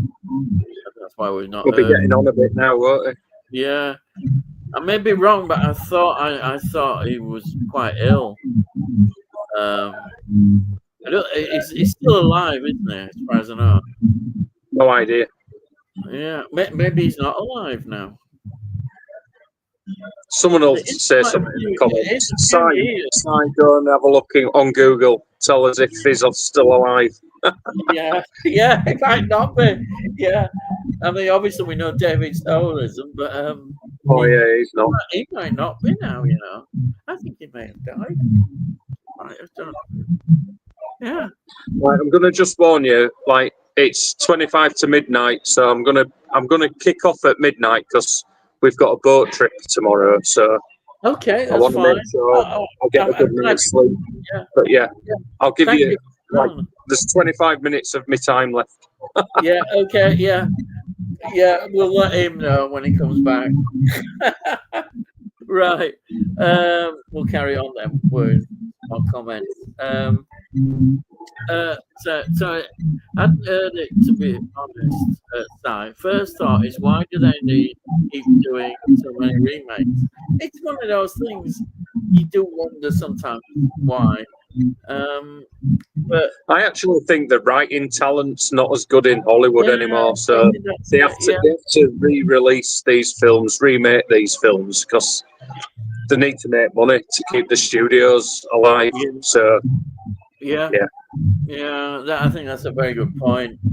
It's like, I mean, I think there's more inventive and more original films coming out of Asia at the moment. So but and probably independent filmmakers are, in areas like horror and that, you have to get a lot more independent writers and that doing things. That's probably another area. But the major studios, they don't seem to encourage new writers, do they? They just stick with them. But I think they're going to have to move with times, and maybe streaming has pushed some of these studios into thinking a bit more as well. Maybe they're thinking about that. But I don't know if you agree with me, but don't you think some streaming don't have much heart? They're almost stylized into streaming. They don't feel like a cinema film. I know that may seem a bit strange, but to me, I watch so many of these streaming films. There's not missing. It's not like you get a cinema release. It's almost like they're stylized the way they've been written put onto screen. There may be exceptions to that, but I'm just saying generally, I watch them not particularly impressed by a lot of them. And they're just streaming for there to make up the film. Maybe Netflix as well. I don't have Netflix, but maybe they're guilty of it as well. They produce films that purely aimed for putting on their streaming site. And there's something that is not quite the same as you get with the cinema release. I don't know. I think a lot of the streaming films, they feel more like a TV movie. That's how I see it. Yes. They're just like, they don't seem to have the production values. They're rushed. And I know for a fact, because I've seen it, I've seen documentaries and things, that the people involved in making these films, they say that these films are rushed out. And they're working like 12-hour shifts to get these films out. And so, I just think they do feel a lot like a TV movie. Yeah, especially that's why I with don't the like them that so much. much CGI. Yeah. They don't spend as much CGI on the CGI, do they? It doesn't feel like the scripts have been looked at enough, or nobody's discussed them enough to think how you could develop the scripts. You know, you may have a good idea, but they just want to get the idea out and they'll probably get hacked who do these, put together a script and then just shove it out. That's how it seems to me. Because when you've got a film that you really care and love about, you don't just put it out, do you? It takes time often. A lot of films take development, and they probably, as a streaming service, don't have that time. They need to get the films on their roster. Time-wise, they are more restricted than a Hollywood film. They've got to get the films out on time and stuff. So yeah, people are working like ridiculous hours. I know for a fact. Like, that, and it shows. I think that definitely. Yeah, it does. I mean, generally it shows, but every now and then you'll get a film that comes out like that just goes against the grain. You know, it's like. And you think, oh yeah. I know what you're. This is an interesting thing. I'm sorry, I sort of cut your thoughts out, but one of the reasons that you're watching Asian films is because you're looking for something a bit more different and creative in a certain way, which you feel the creativity you're not getting in sort of Hollywood or even in some of our independent films. Is that how you see it then?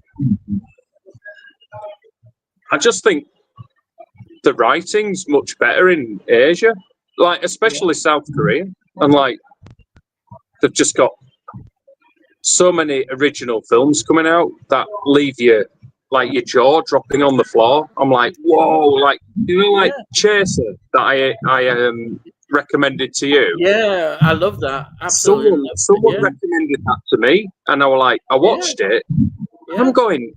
I have no idea where this film is going. I was like, it could have gone like multiple directions, and you really didn't know where the film was going with the way they structured the film and how they edited the film, and like you don't get that in Hollywood anymore.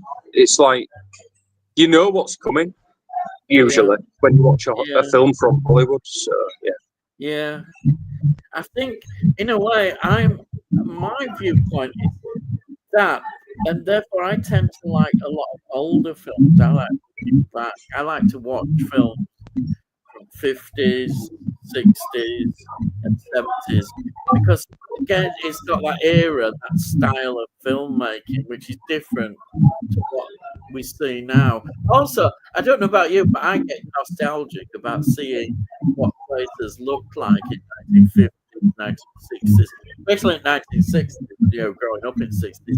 I love to see films and things look like the people, the way they dress, the fashion, the buildings, people, the attitude, and then into 70s.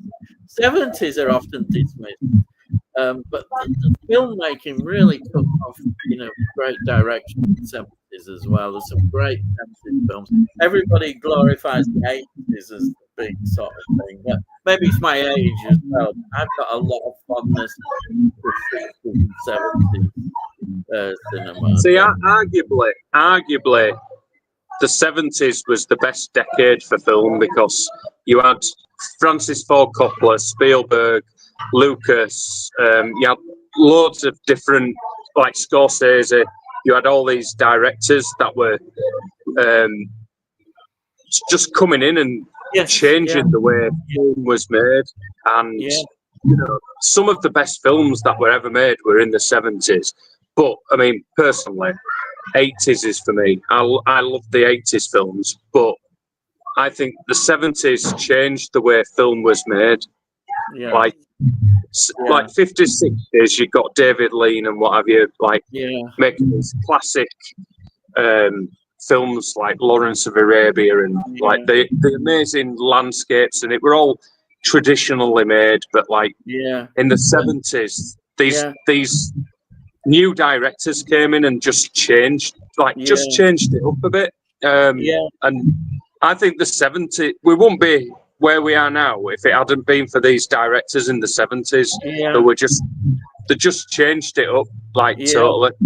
Yeah. Like Scorsese, Spielberg, Francis Ford Coppola, Lucas. I mean, Lucas can't write a film, but he knows how to make a film.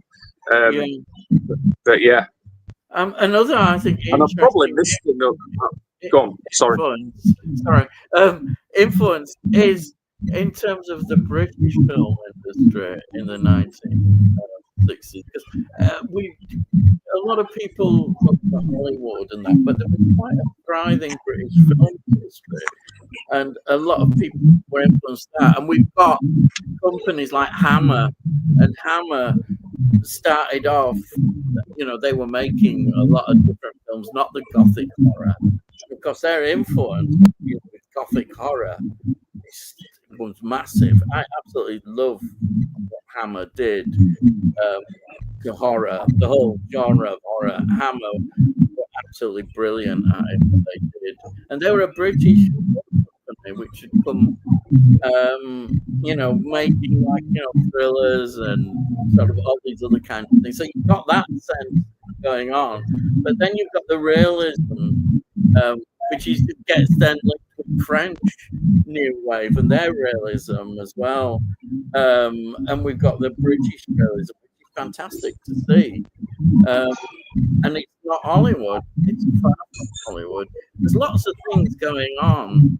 Which I always find fascinating, seeing everybody get a certain view. Hollywood is not as massive always. We look at Hollywood, but we had stuff like the French to develop our own particular British film industry. That was great to see. It says something about Hollywood because in the last, say, 2 decades, because the New York Times has just done this top 100 films of the 21st century. Oh, interesting. And I put it on a short because someone had done a list on Letterboxd, so I thought, I'll show this on a short on my channel. Right. And there were so many films on there that I disagreed with, and I'd put my top 10 in, and I think I had 7 foreign films in my top 10 of the 21st century, and I only had I had Mad Max Fury Road, I had I had Whiplash. I love Whiplash. Sorry. Whoa. Okay. Yep. Sorry, my phone fell off then. I had Whiplash, and I had We Need to Talk About Kevin, and they were probably the only 3 Western films. Sorry, I'm trying to sort this out. They were only the 3 Western films that I had in my top 10. Like all the others were like Asian films, foreign films. So that's what I think about Hollywood at the moment. Yeah. I think I'm always looking for anything that isn't Hollywood, and I think that's why I'm fascinated by British film industry, but also interestingly, like Asian films, like you've shown, and they fascinate me as well. French films do. French is such a great tradition of filmmaking. So French films absolutely fascinate me. Whether you're going like Tony, I know likes a lot of the French gangster films and all that, which was quite massive. All that interests me, definitely. I just there's a lot more than just Hollywood. Talking of French films, have you seen the horror films Switchblade Romance or Martyrs yet? Oh, which Switchblade Romance? I've not seen that one. Switchblade Romance and Martyrs. Have you seen either? Martyrs. Oh yeah, Martyrs. Controversial film. It had a lot of criticism in certain areas because of it's quite extreme, but I think it's very good. It's extreme film, but it's a well-made one. It's not like it doesn't feel like Sallow, which is a very exploitative, nasty film in many ways. Martyrs is quite disturbing, but it doesn't It's feel thought-provoking, isn't it? Yeah, it doesn't feel like Sallow. Sallow is often pointed out. Sallow just feels just total exploitation, whereas Martyrs, there's intelligence is behind it. Even though you see people struggling with it, got that strength. I love Martyrs. I've got it on Blu-ray. Great film, absolutely. A lot of people say they'll never watch it again. But I've watched it twice. Yeah, I have. I've watched it twice. I'll watch it again. In fact, talking about it makes me think, it's about time I actually watched Martyrs again. Yes, it is disturbing, but as I said, it's got intelligence behind it. It's got more behind it. It doesn't feel as exploited. It doesn't feel like an exploitative film doing it just for that. And I think that's the difference with some of these other films. Yeah, it's got things to say, definitely. That's right. I think it's an extraordinary film. I definitely rate it quite highly now. But it's not everybody's cup of tea. I can see that. Definitely. But it's a quality film. Yeah. Right. Let's get on with more questions. Hello, Delboy. Hello. Oh yeah, I am still here. You're still there. I've been sitting here. I might as well just watch the text going up beside the screen. The only thing I can say though, just out of interest, Jamie, is I'm always wondering where that sound comes from. There's a lot of people that are leaving that can't make noise anymore. I wouldn't worry too much about that. But is it coming from your inside of your, the room where your balcony is, or is it from outside, down the courtyard or something? Where's that noise coming from? I'm on the balcony, but we've got bloody mopeds flying around and people talking down below. So, yeah, I'm only going to be around for another 10 minutes, so don't worry. Oh no, don't. I'm not worried about the people that are left, because I mean, I'd rather have a guest on with, and have another perspective for a short period of time than worry about sound and stuff. Yeah, it's one of those things. It's unfortunate, but I mean, the next time I'm pretty sure it's going to be in your house, so it doesn't bother me. I was hoping, like where I am now would be quieter than where I was thinking of going, because I was thinking of going to this terraced bar area, but they have really loud music, so no, can't do that. No. Anyway, I'm perfectly okay with it. Just a couple of people have said no, I can't take it anymore, and it's unfortunate, but, at the end of the day they'll be back. It's just one of those things, and I do understand it. I mean, I've been on several chats that annoyed me, but I've always stuck it out. Me, I must be terrible. I just take any type of pain. I did say if the background noise is bad, I will pull out. So, if it is bad, no, stay, Jamie. Stay, Jamie. It's been wonderful. The only thing I can say is there was an interesting conversation you're having about eras of cinema. I don't know whether I've got a perspective on it really, because the 80s was the time where I was going to the cinema by myself. You know what I mean? So it was my big explosion of going to the cinema in the 80s. But I really, really love the 70s. And I'm quite in agreement with Jamie a little bit in regards to all of these great directors.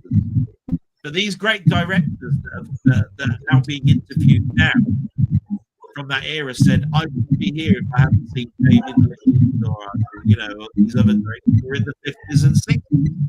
And I think it's just a perpetual thing. So to me, I like the 70s. The explosion for me collecting is the 90s. Me going to the cinema was the 80s.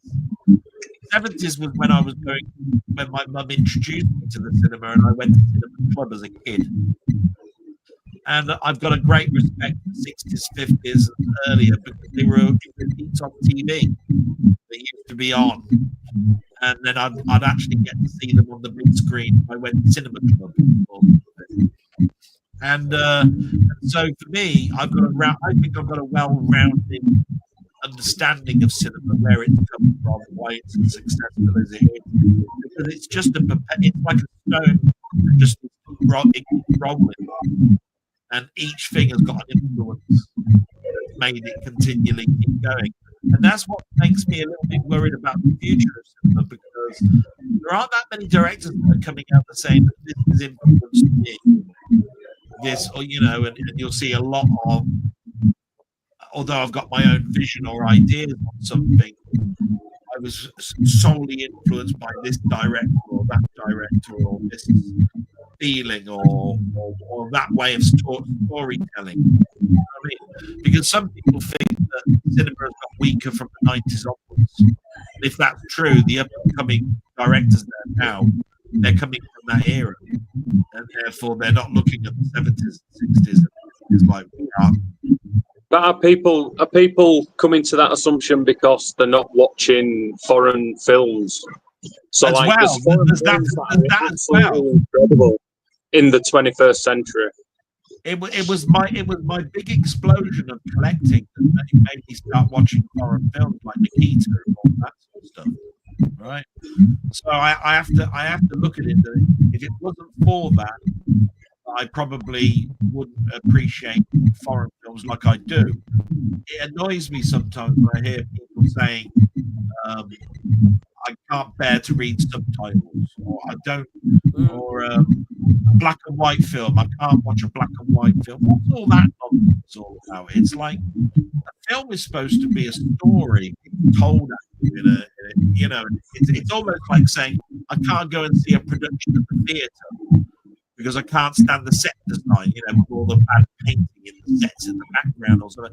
You're supposed to be engrossed in the characters and the story and all of that sort of stuff. Not about who did the set design in the background, painting and all that sort of stuff. And cinema is supposed to be the top tier of everything, where everything is like plots to the point of you could almost step into the picture and be there. Do you know what I mean? And that's what cinema was to me. I had a huge screen. I was sitting there. It was all dark, and I could eliminate everybody that was sitting next to me and around me, looking at the screen. And I'll tell you what, I was there. There was nothing in the world but me watching this film, and that's what cinema was to me. Some of the best cinematography is in black and white cinema. Exactly. It's incredible. It is. And I've always turned around and said, most people know that my favourite TV show is the Twilight Zone, which is why it's called my YouTube channel, Retro Zone. Right? It's got Zone in it, right? Twilight Zone works because of the light and shadow of everything. Right? It was always in black and white because it was 50s and 60s. Everything was dark. In fact, certain stories relied on you couldn't see the faces of them, because at the end the twist was that they were all ugly or they had no face or whatever it was. You can't do that very well with colour. Colour is all about the richness and contrasting and vibrancy and all this sort of stuff. So it's why some people, I like to hear what their opinion is of Mad Max. They brought out a black and white version and they brought out a colour one. And I like to know, which one did you prefer to watch? I watch both. And 2 months, I like the black and white one, to be quite honest. I think it's actually quite good. But it's the argument that it's black and white, so I can't watch it. Bollocks! It's like saying I can't hear a movie if it's modern. What? What's all that about? You're spiting yourself. You're missing what could potentially something that will change your life by you watching something now older, and you'll go back to that era and you'll watch alone. Why did I miss all this great stuff? One of The the only thing great with subtitles, what I would say is, because my partner, she's very reluctant to watch subtitle films because she's not a quick reader. If she can't keep up with the subtitles, then she's not interested. So that's my only issue with sometimes a subtitle film. The subtitle be on and off before you can finish it. That's all I'll say on the subtitles. Yeah. Yeah, and I can understand that. Subtitles was never really a problem to me.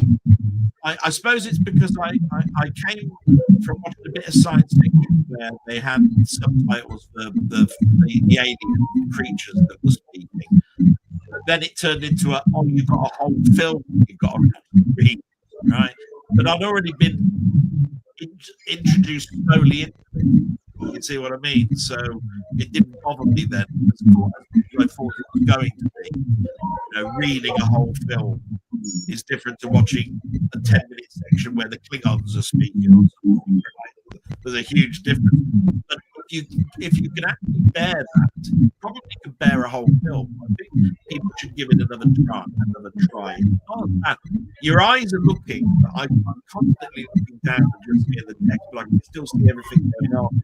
And once you get that focal point where you can do that, it's not disturbing at all. And the bigger our screens get, the easier I think it is. To be quite honest. Imagine I used to do this with 32-inch widescreen TVs back in the day.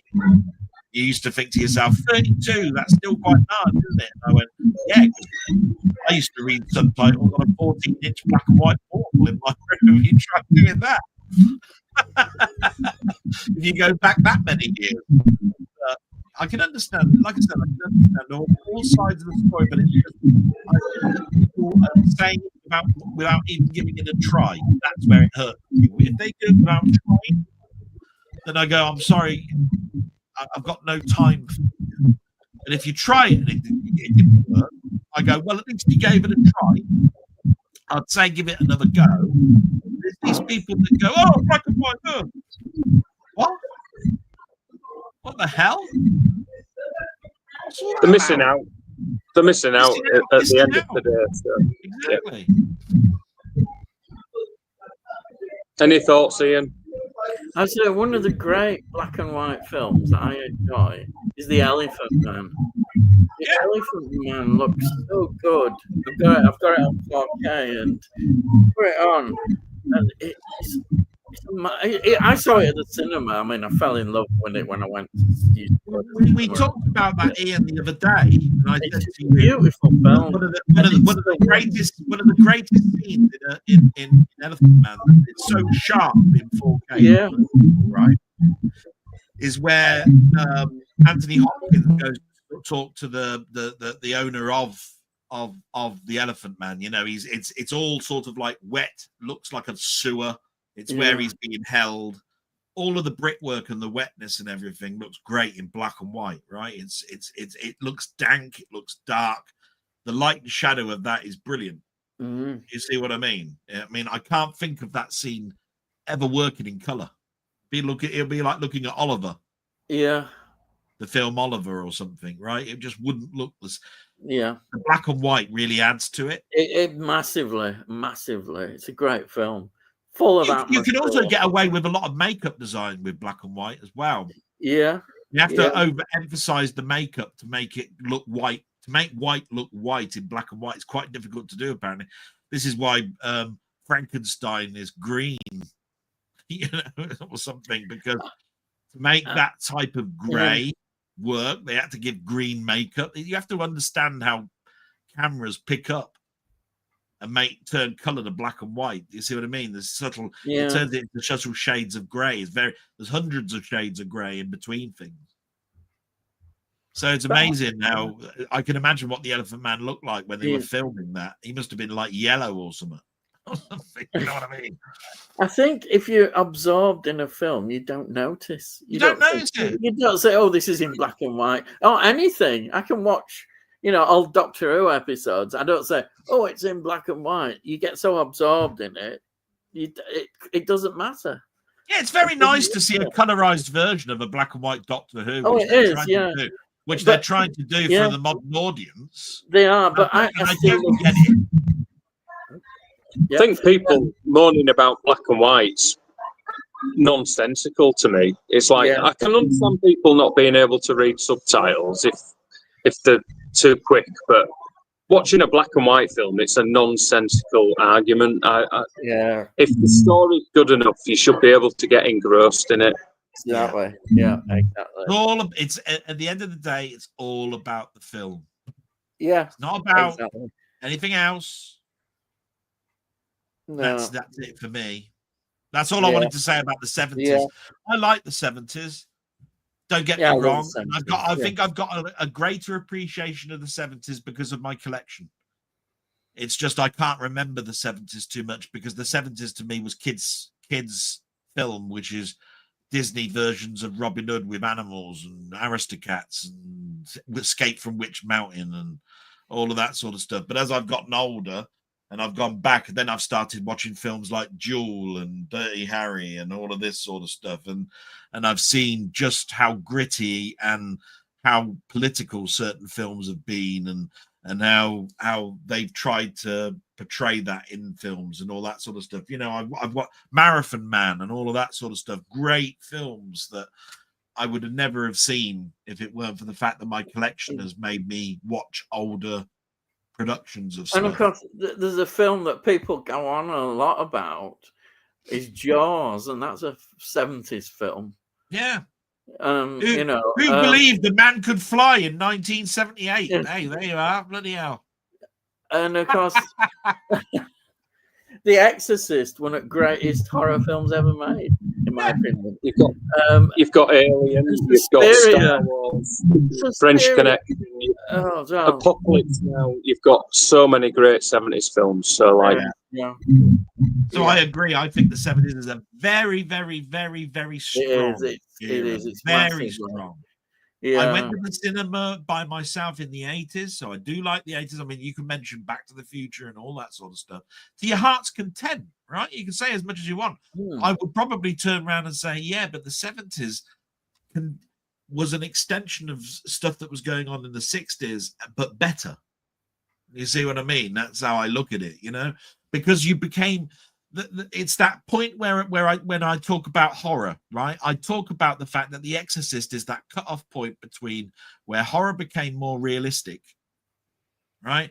Before Exorcist and after Exorcist, that's where I look at that point.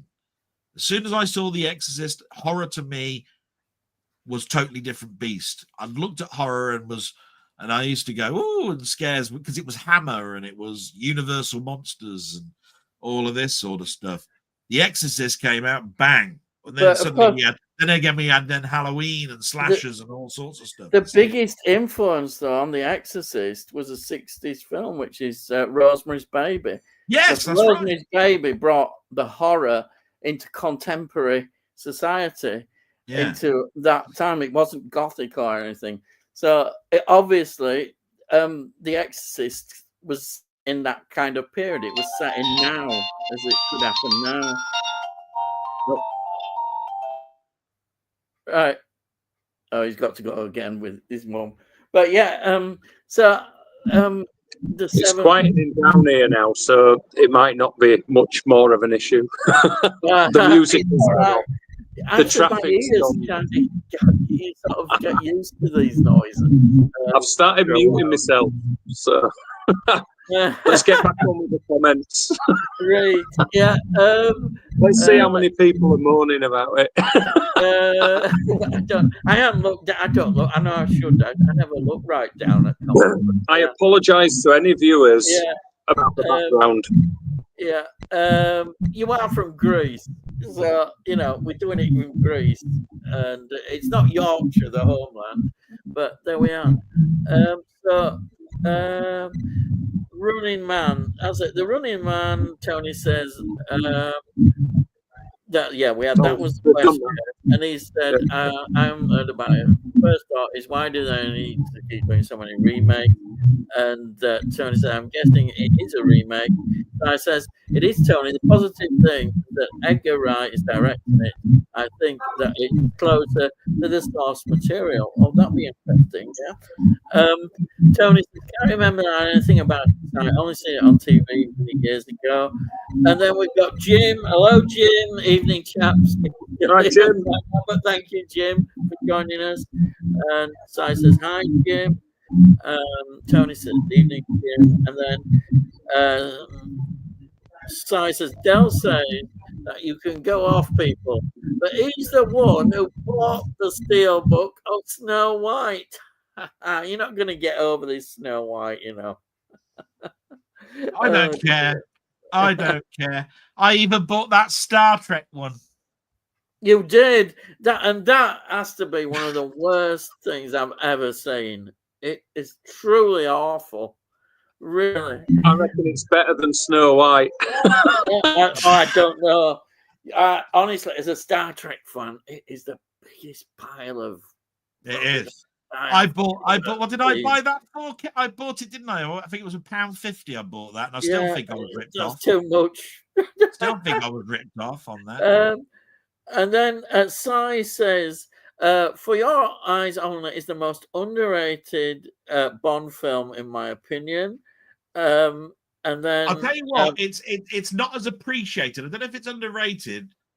I don't know if there are other Bond films that people, because I think when you talk about Timothy Dalton stuff, they say those are underrated because he only did 2 films. You know what I mean? I don't know. Only 2. Yeah, I do think it's an unappreciated film because amongst all the Roger Moore films, people don't talk about that one too much.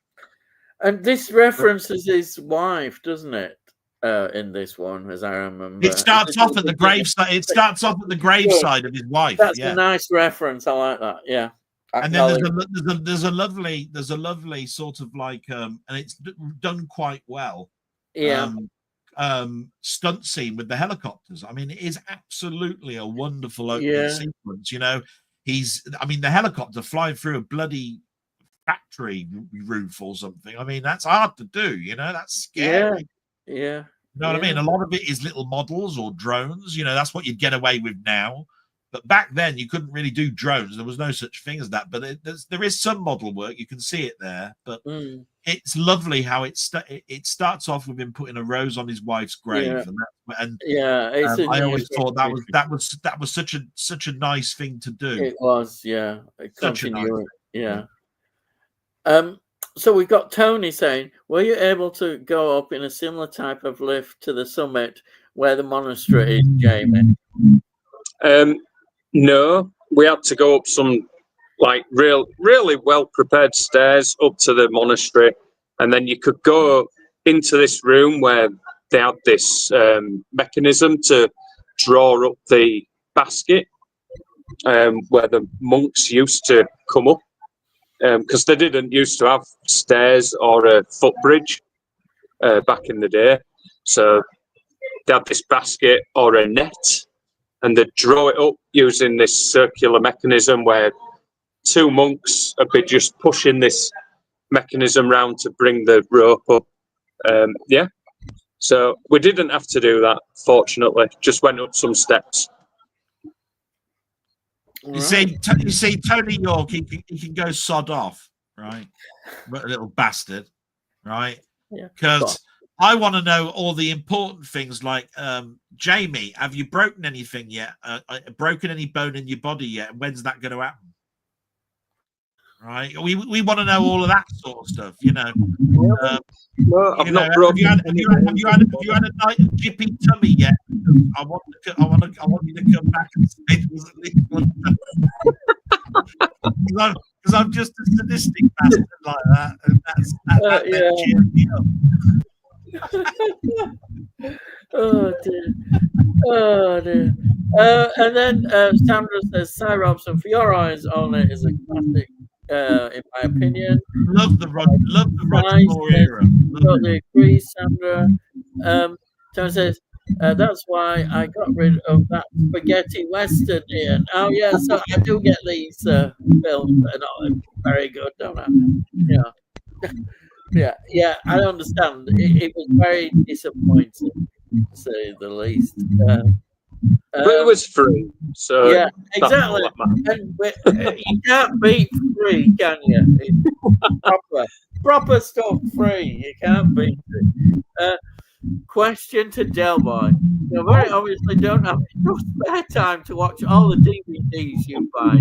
Are you addicted to buying them, or are you buying fewer now? I am buying fewer now, believe it or not. At this time last year, I've bought a third less. And it is slowing down, I have to say. And I have to because of my mum. When it comes to the spare time thing, I think my collection escalated during COVID, right?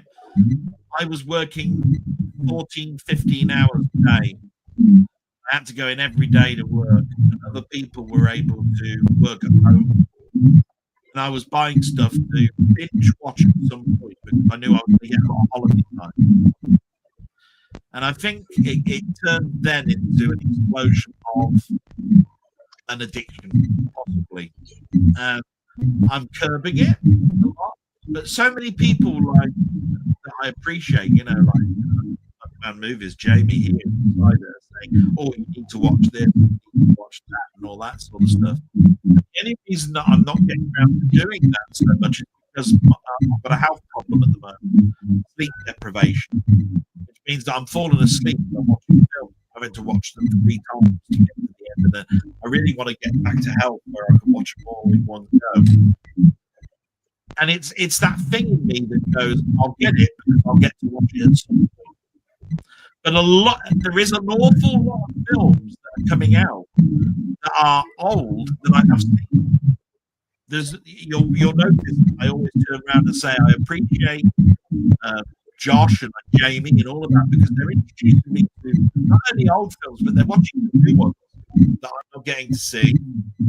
Yeah. And therefore it gives me the encouragement to go and get off my ass, and watch newer stuff.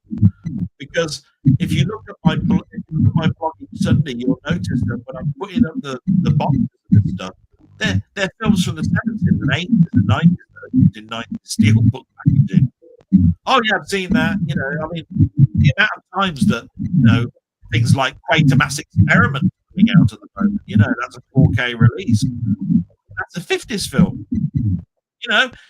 They're not all new, and that's why I said I haven't seen Baby Girl, I haven't seen Kane. Those are the ones where I'm really looking forward to watching the new stuff. That's what I mean. I don't know why I bought that. I have no idea. I can't even remember the tick box for it. You're going to get ridiculed for that purchase for a long time. Yeah, it is. Oh dear, I accidentally pressed that button. Oh dear. The other thing is I don't mind being ridiculed because it makes people laugh. Right? I've always wanted to make people laugh.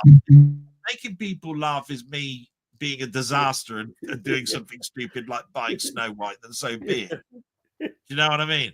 But I have to turn around and say that turned up and it was a surprise to me when I opened the box. I went, what? Oh, dear. When did I buy that? Did I forget to cancel? Did I order it and then not cancel it or whatever it was? Because it's awful. And I know it's awful. You know what I mean? And yeah, it's here. It smells. Have you? So you have watched it then before, have you, on streaming? I watched it on because it was on streaming. Oh dear. What can you say? Didn't and then we've got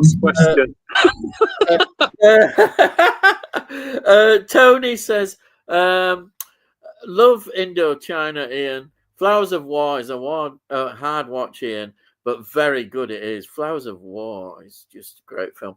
And I have a couple more set in the same time in China. Yeah, it's a very interesting period in Chinese history, definitely. And then Si says Sophie Thatcher was great in Heretic. Yes, she was, but she's even better. I love my 4K of Steelbook of Heretic. Yeah, it's great that she's actually got a star in the film. That's why I love this film so much. I think those two girls that show up at his house. Yeah, they work really well together. I think it was a great film. That Si says Sophie Thatcher was in Book of Boba Fett before Heretic and Companion. The less we say about that, the better. I've never seen it. It's a Star Wars TV series. It was, and it was a particularly great one. Did it get cancelled or something? No, it was a one. It was a one season. When the Mandalorian was the big. Oh yeah. It was a one season. People don't even remember it was out. Yeah. And then we've got Tony saying first watch of the week. Chant. Oh, Jimmy Blacksmith. I've got this 1978. Some brutal scenes and a great study of prejudice towards the Aboriginal people of Australia. Yeah, it's one that you said, Tony. Great film. Yeah. I really want to see that film. I nearly bought it. It's a Eureka Masters of Cinema release, and I've been so close to buying it, and I think it's out of print now. So I'd have to buy it on or something. Be expensive. Mine's a DVD copy that he sent me, but it is brutal. I agree, but very good, powerful Australian film. Australians got there's a lot of interest in Australian cinema as well. It's another area that's always worth looking at. Australian cinema. And then we've got Tyson. I've just started to rewatch Fringe. Brilliant, probably my favorite sci-fi show of all time. Wow. It's my favorite. It's my favorite TV show. Hold on, I don't know if you can see that. Right. I've got the frog from Fringe on some amber. Right. Wow. On my arm. So it's my favorite TV show of all time. Yeah, wow. I love it. Yeah, I'm when I've finished reviewing X-Files, thinking about I might review Fringe because I've got Fringe. I loved it. Might be well worth doing it. I'd be interested in comparing Fringe with the X-Files. Definitely. Yeah, there's a lot of similarities, but yeah. Right, yeah, because I love the X-Files. Yeah, X-Files is great. But the pilot episode is so gripping. It's like this plane lands and everyone's decomposed on the plane, and it's so good. It's amazing. Anyone who's seen the first episode and didn't carry on watching that series must be because the first episode was just gripping from start to finish. I liked it as well. It's the only time I've ever seen in a TV series somebody playing Yes, and the lead character, what's his name, the sort of eccentric bloke of the game, he's playing Yes. Walter. I thought that was Walter. I thought, that's great. To see Yes playing like that. I love you. Walter's one of the best character. Now here is Will Wheaton. Remember from Will Star Wheaton. Trek. Yeah, he's in Stand By Me as well. Yeah.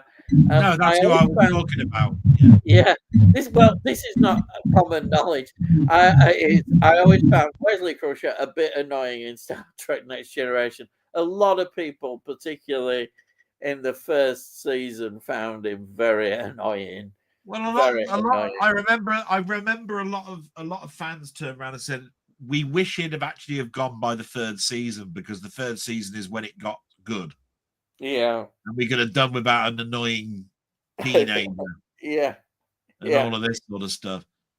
I'm in some ways I'm glad he was there because, like anything, you tried something that either worked or didn't work, and this one has got two sides to it. Some say bloody awful from the start and all the way through, and others that said he grew on me.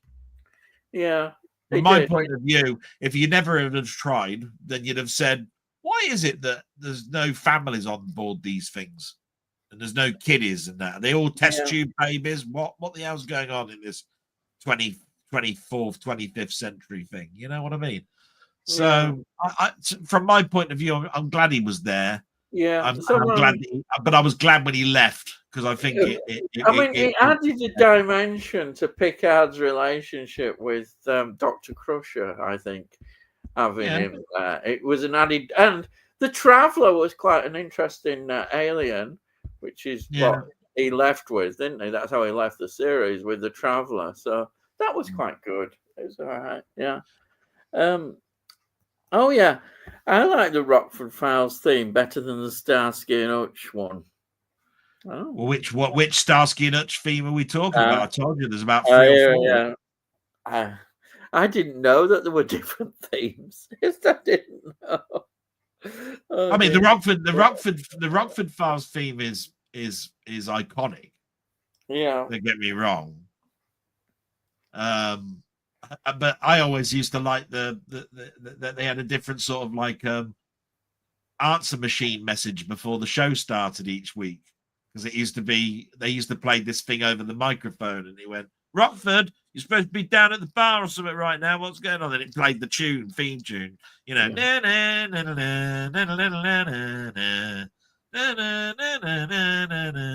You know, that was the theme tune. Yeah. But I did like the Rockford Files, but it was the same time as I was watching another show, which my mum used to always make me laugh. What was it called? It was about a lawyer, and it starred Barry. Oh, what was his name? Newman. Newman, yeah. Yeah. And he was a lawyer. He was a lawyer out in the sticks. And anyway, he was building this house. No word of a lie, right? He was building this house out in the desert, right? And he was a lawyer. And every time my mum, because she used to go out on a Friday night, and she'd come in, and it used to be a show that was on after the news on a Friday at 9 o'clock, right? Petrocelli, that's what it was called. Petrocelli. Yes, yeah, right? Yeah. Now, my mum would come in and said, Has he built this house higher than 2 bricks high yet? Right? Because every week, right, it only ever got about 2 bricks off the ground, right? And every time you saw him building it, he never got higher than that. And there was only one. I think there was one season of it. I think it was a one and done season thing. But my mum always used to go and say, "Has he got any higher yet with this house?" And it used to be a thing that my mum said every week. It used to make me laugh. No, mum, it's still 2 bricks high. ITV used to show some really strange series. I don't know if you remember this one. There was some like detective who had a parrot on his shoulder. Do you remember that one? No. And he went round solving crime. It was terrible, but I remember it late night. It was meant for, I'm sure, people who were coming in drunk from a pub.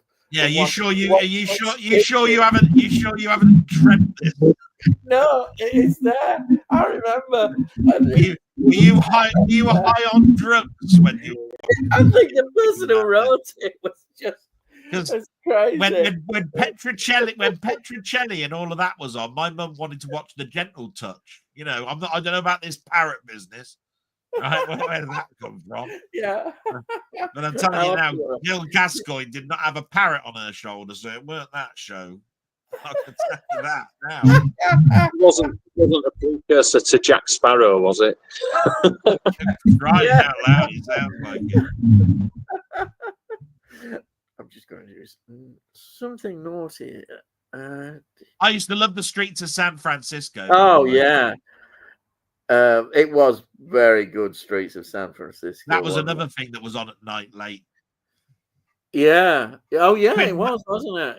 Quinn Martin production. You don't hear too much about Quinn Martin in there. And it's always people when they talk about retrospectives and TV, they always talk about Glenn Larson and all of this sort of stuff, right? Which is great. And you should do, because it was a big chunk of television. But Quinn Martin, my God, The Fugitive, The Invaders, The Streets of San Francisco. I mean, my God, the man was, equally as big. You know what I mean? Oh yeah, Quinn Martin production. That was anyway, you've got an answer. The TV show you were thinking about was called Beretta, and I do remember Beretta. That's it. Yes, that was the one. Well done. But I don't remember watching a lot of Beretta, but I recognize the name. Bloody parrot, I remember. Yeah, Never even heard of it. Yeah, you probably don't want to. I remember that when I was watching Magnum Force the other day, David, everybody talks about the fact that Starsky and Hutch, is in that there. But there's another person in the background called Ben Ulrich. Right, Ben Ulrich is one of the cops, along with David Soul, right? And Ben Ulrich, to me, was in a TV show in the 70s called Las Vegas. Oh, yeah, I vaguely remember that late night one, Las Vegas. There's a lot of this stuff where it all joins in. I appreciate Is Las Vegas the one with James Caan in it? Together like a jigsaw puzzle these days, to me. Is that the one with James Caan? Las Vegas. Oh. Are you on about an older Las Vegas? It's 1970. It's 1977. See, I don't think it is, but Ben Ulrich. There was another person in with Ben Ulrich in that show that was famous. I don't think it was him. No. Right. Now we have this comment before, but I'll just read it out again. It says Medium Collector. That's it. It was Tony Curtis that was with Robert Ulrich. Yeah. Oh, right. He said, "Yeah, hi guys, hope you're all well and good. Just subbed to your channels. I've just watched Doctor Who, Dalek's Invasion of Earth. What is your favorite classic episode?" Yeah, thank you for that. We did answer that one, Delboy. Well, I thought it was only wise because I didn't think the guy might be around at 10:30. Probably, would he wait that long? But yeah, thank you anyhow for contributing. Thank you so much. Tony says, "Hi, Media Collector. Probably Inferno for me." I knew that John Pertwee. That to me is the quintessential John Pertwee, but not my favorite. If you see what I mean. That's the cumulative of the John Pertwee era. Yeah, it is definitely one of the great ones. See you next time. Sorry, but there's some sound that's quite annoying. Have a good rest on the stream. You're going to get a couple. You're going to get a couple of those, Ian. Yeah, that's all right. Good night, Sandra, and then night, Sandra. Thanks for watching. And you. I always remember Final Score before Doctor Who. Yeah, I remember Final Score. Yeah. Do you remember Frank Boff and all that stuff? Grandstand. And then Those people try not to remember Frank Boff after his after his trips with prostitutes. Oh, crikey, yeah. Oh, yeah, forget about these 70 scandals. Yeah, you're right. Cheers, Dale. You're a bastard too. You're getting as much flack as me tonight, sorry. That's because I'm not on the comments. Yeah, that's true. And then Merville, count me in, guys. Good evening to everyone. If you thank you so much. She's from the Philippines. Okay, fantastic. Thank you for joining. And then Tony says, and then watched John Carpenter's Vampires first time since seeing it on TV years ago. Good watch. Actually, I've got something controversial to say about Vampires. I didn't like it as much as I thought I would. The way people went on about Vampires, I was a bit disappointed. To me, it's not one of the best films at all. It's not one of John Carpenter's best for sure. But James Woods is good in it. So yeah, James Woods is the best. It's okay. I was expecting more, I think, from it. Because a lot of people have talked about it, but it was a bit disappointing. But yeah, it's just the underlying thing for me when I watched vampires the first time was these vampires. Do they like attacking motel rooms? Because they always seem to be like chasing them, and there always used to be a showdown at some motel room. maybe some inventive kills in vampires, though, isn't there?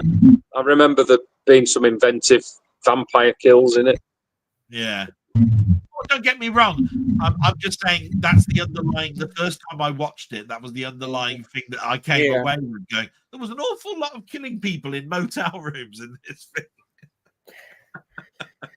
But it was a road movie, wasn't it? I mean, but at the end of the day, they were going between things.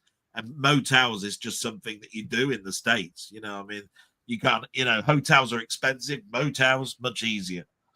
You know, it's like renting out a little apartment for one night. You know what I mean? Hotels. So this is American culture again.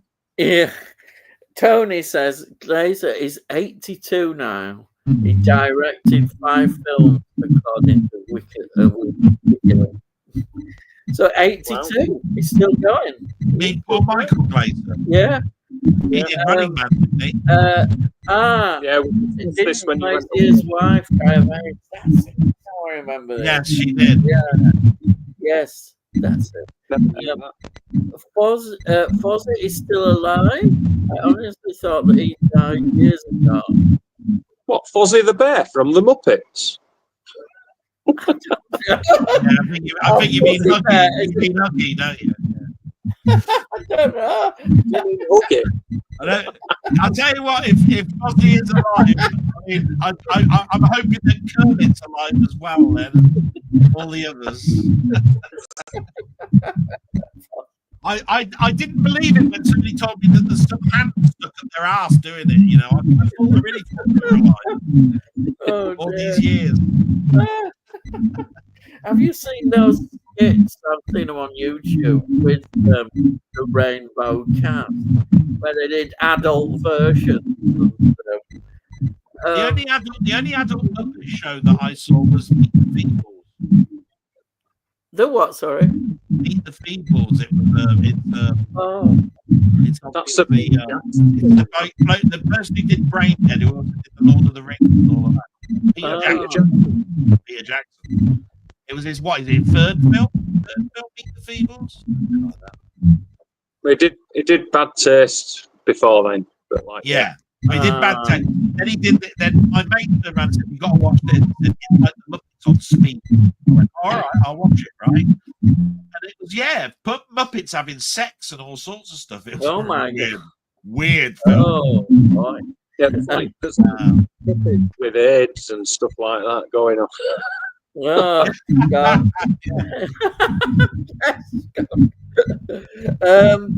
And Star says yes.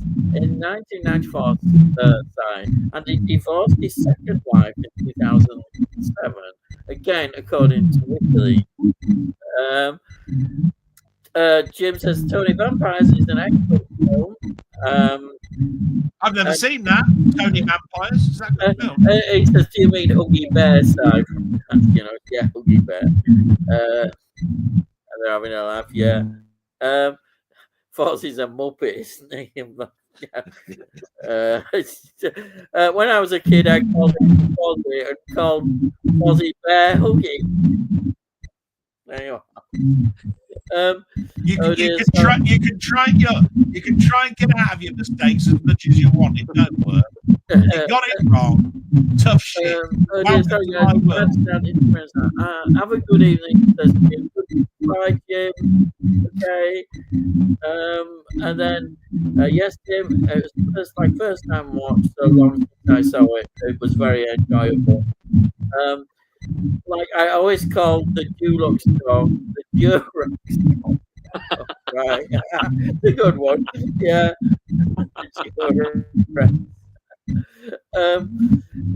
Just jumped in, but the sound isn't very nice. Sorry, but it's affected my film. I'll actually. Okay, thank you, Steve's Gaming, for joining us. All right, thank you. Was the Dulux dog the same one as Digby dog in the world. Same breed. Oh, no. Same breed. I presume the sound's better now behind me. No. Oh. Eh? It's Really? No, I think it is. There's no background noise. No one behind me. On my end, it's like There's a bit there. It doesn't bother me because I can still hear you. No. Yeah. And I can drown it out. And then it says, yeah, he was a giant T-Rex dog. Blade Runner 2049 wasn't on the New York top movies. Oh, of the 21st century. What the fuck? I suppose that's what it means. Like Bridesmaids. Bridesmaids was.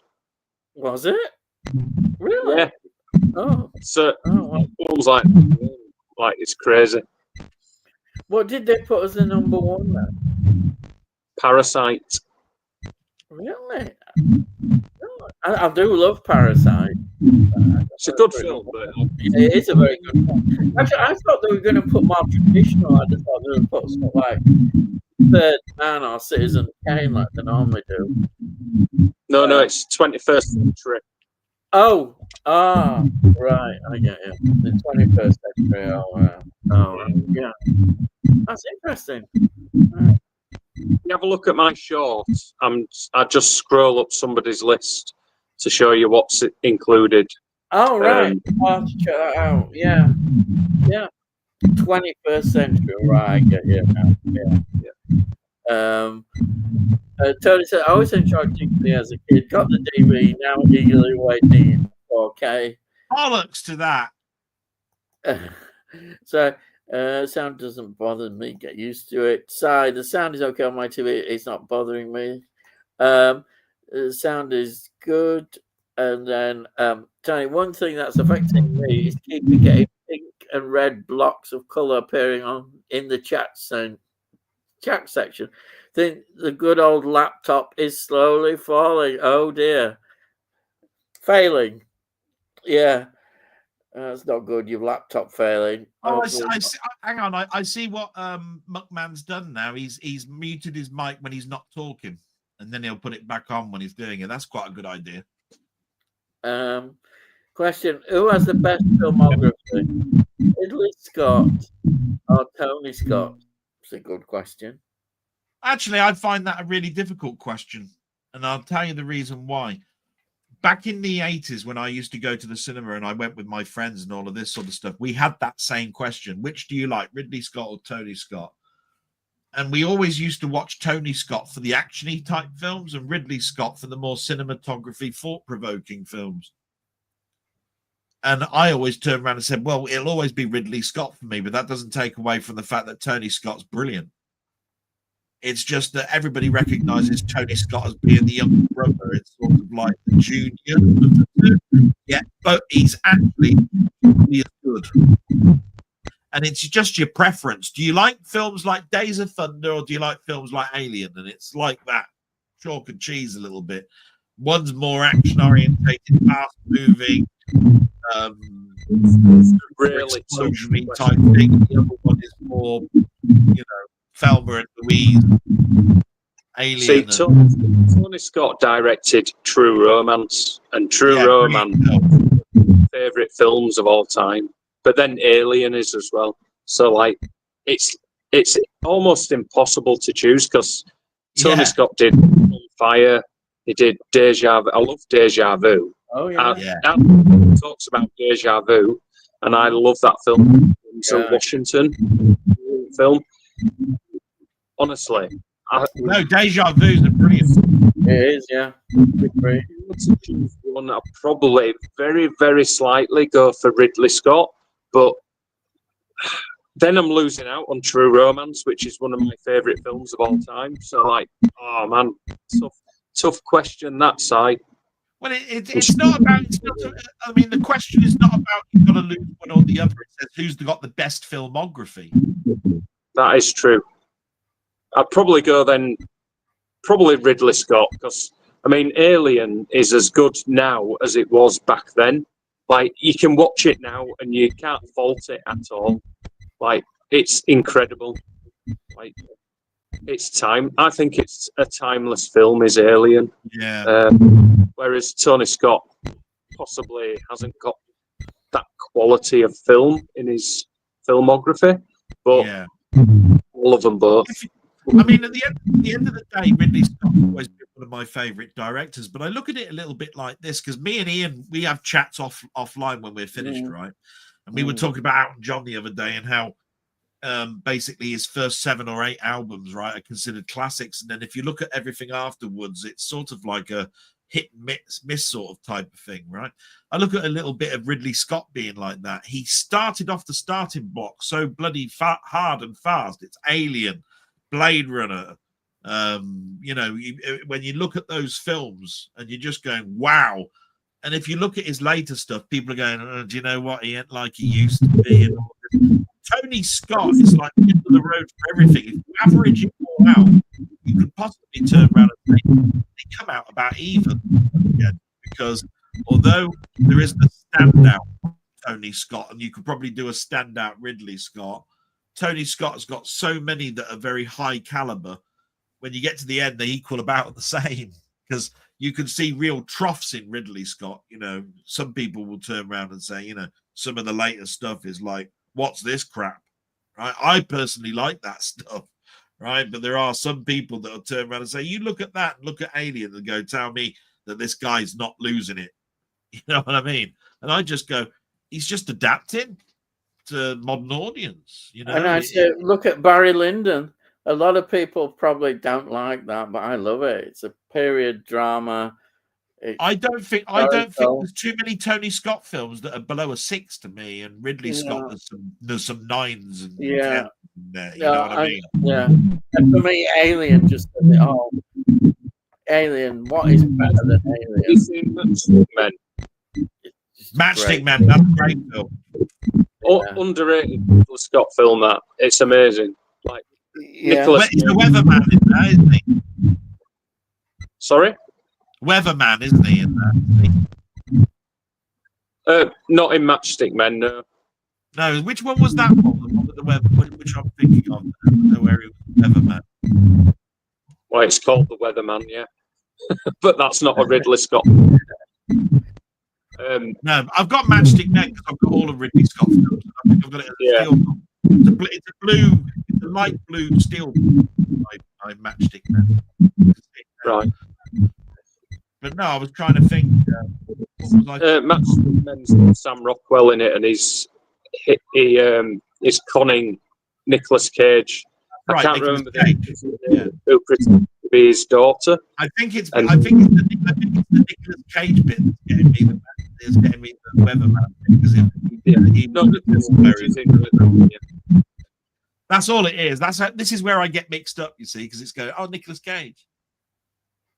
You know what I mean?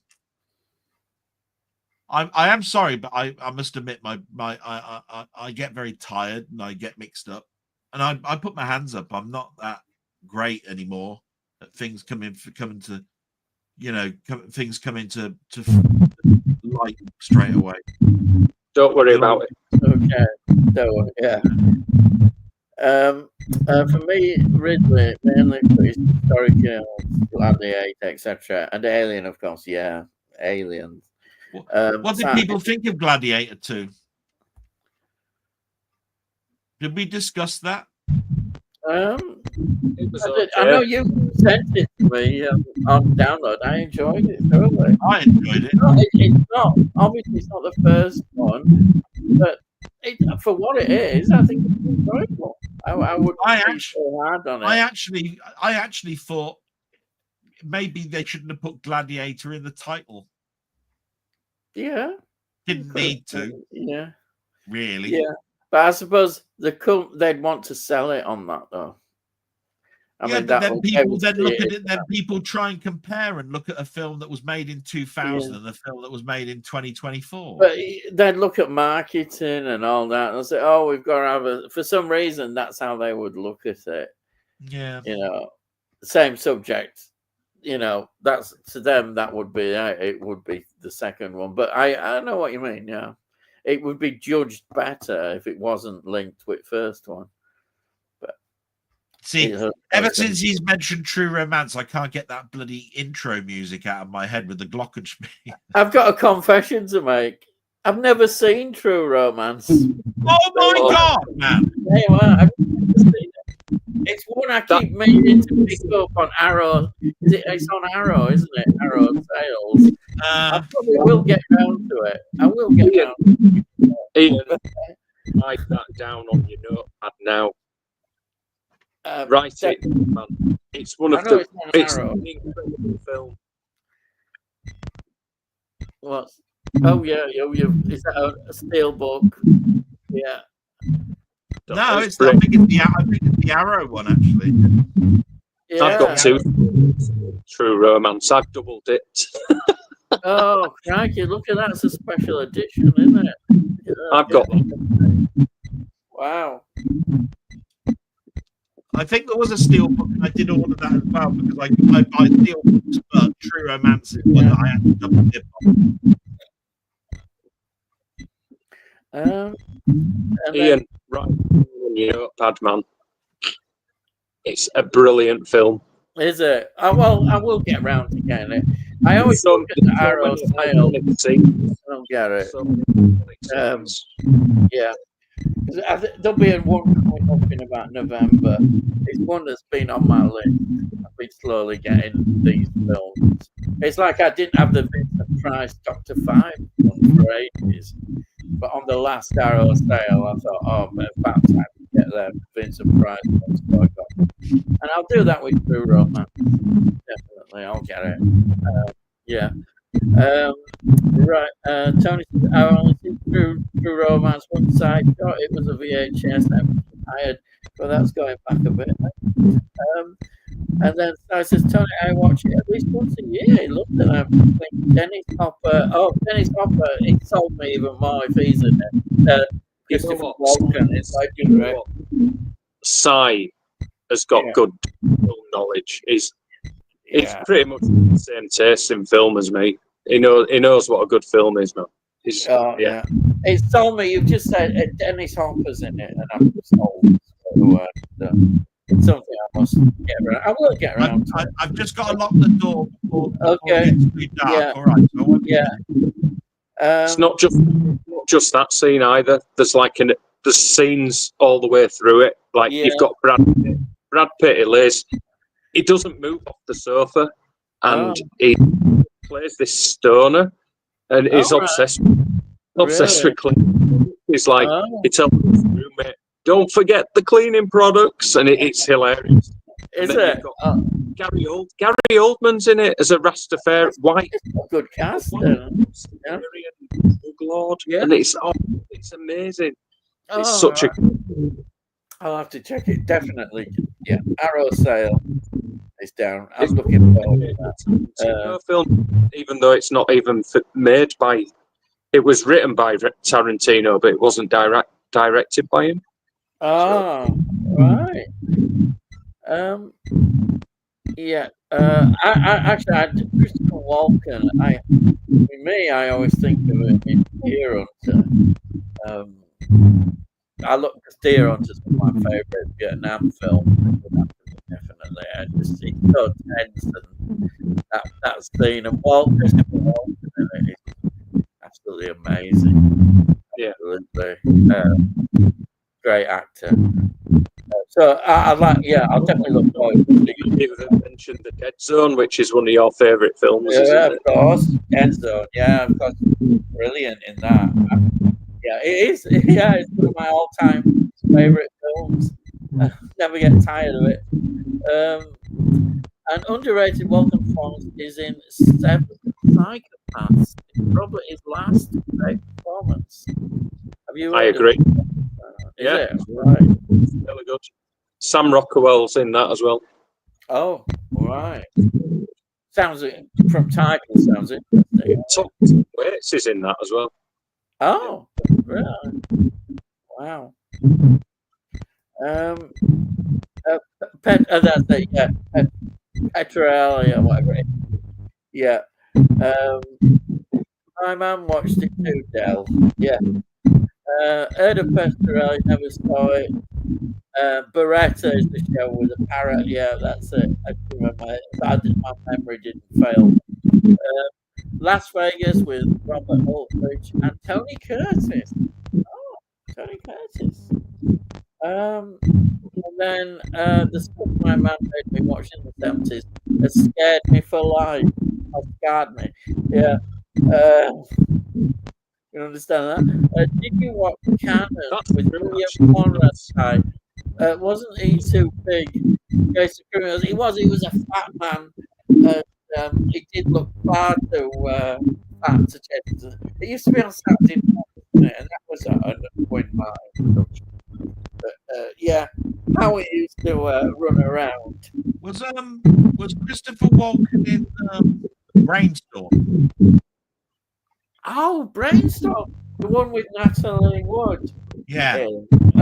Yes, I think he's in that. I'm sure he is. Yeah. Actually, I like that film. I know they didn't. They said they didn't complete it. They still was more than they did, but I think they did a good job. They did a good job. Whenever people talk about Brainstorm, which they should do more often. Yeah, I like it. It's one of those films that don't get talked about too much.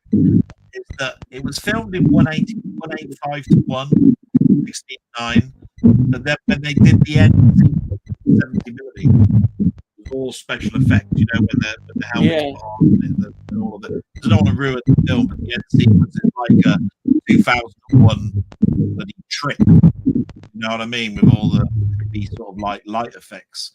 But there's an actual total camera shift and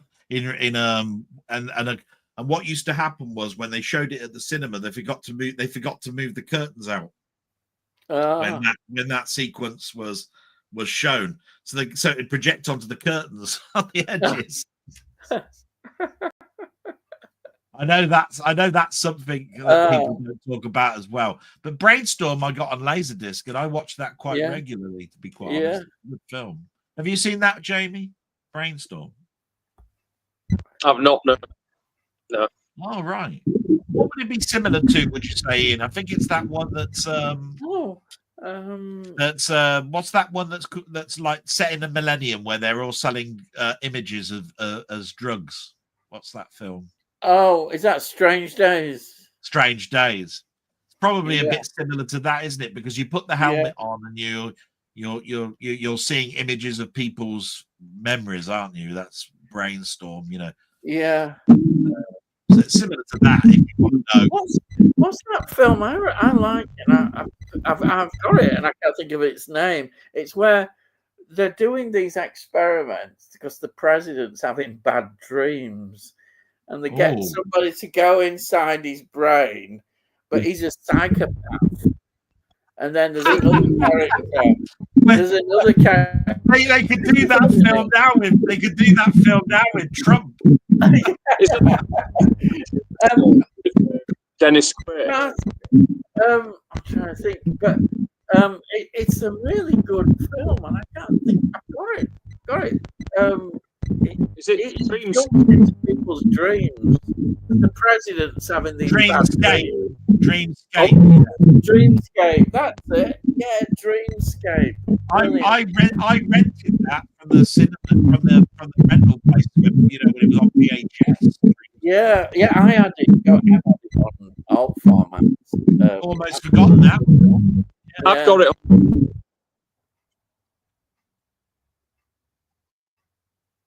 So you're frozen. Oh, I've got Dreams on Blu-ray. Oh right, yeah. It's been a long time since I've seen Dreamscape. Yeah, it's a good film. I really enjoyed it. It's entertaining. Very good. I can see the font they used on the title of Dreamscape right now. Yeah. It's got Dennis Quaid in it, and is he the actress who married Spielberg? She's in it, isn't she? Oh. Kate Capshaw. I think, is she not in it? I think. wrong. Not quite sure. You'd know better than me, Jamie, on that one, because my memory of Dreams never gets checked out. Yeah. It's the It's lead like actor. 2 weeks ago, I watched both DOAs, the old 50s one and the 90s. You ever seen that? It's in the remake of DOA. Oh, no. Yeah. You want to watch the original and then not sort of like really watch the Yeah. Right. But it's still an interesting premise, because I'd actually saw the newer one before the old one, because I didn't even know it was a remake. I actually watched it, and it was interesting to know that he was dead and he's trying to solve his own murder, because he's got 24 hours to live. That's the premise of DOA. Yeah. But it was the same in the 50s one. But I never knew that there was a 50s one when I saw No. it. So I only knew of the newer one for years. Yeah. This is before the internet, you see. I was going, oh, is that right? But I watched both of them the other week. Yeah. that was a trip. Oh, very well. Let's see. We've got Cy saying, "Oh yeah, that's in answer to Canon." William Conrad. Just pop back in. It's still there. This is because why I don't know. Delboy, sorry, Sandra. Yes, sorry. But he is right. Yeah, don't worry. The way I see it, difference between Ridley and Tony Scott is that Ridley makes films and Tony directs movies. Fine dining for McDonald's. Yeah, that's one way of looking at it. Interesting perspective. But Tony Scott chose his films, just like Ridley Scott chose his, in regards to books and films and all of that sort of stuff. But I think that's a good analogy. The best analogy, like I said, for years that I ran on, was that Tony directed action films. Ridley did a more sublime, sort of more sedate, slower paced type film, which was more on cinematography than it was anything else, if you see what I mean. But that's a very cheap and dirty analogy. You know what I mean? I think size is probably a better one. Yeah. Oh, look at this! He can't believe it. You've never seen True Romance? No, well, I can't believe that. Bloody hell, Jesus! Don't see everything.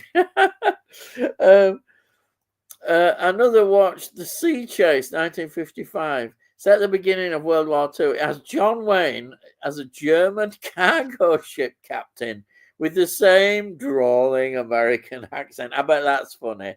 Yeah, John Wayne playing John Wayne. Yeah.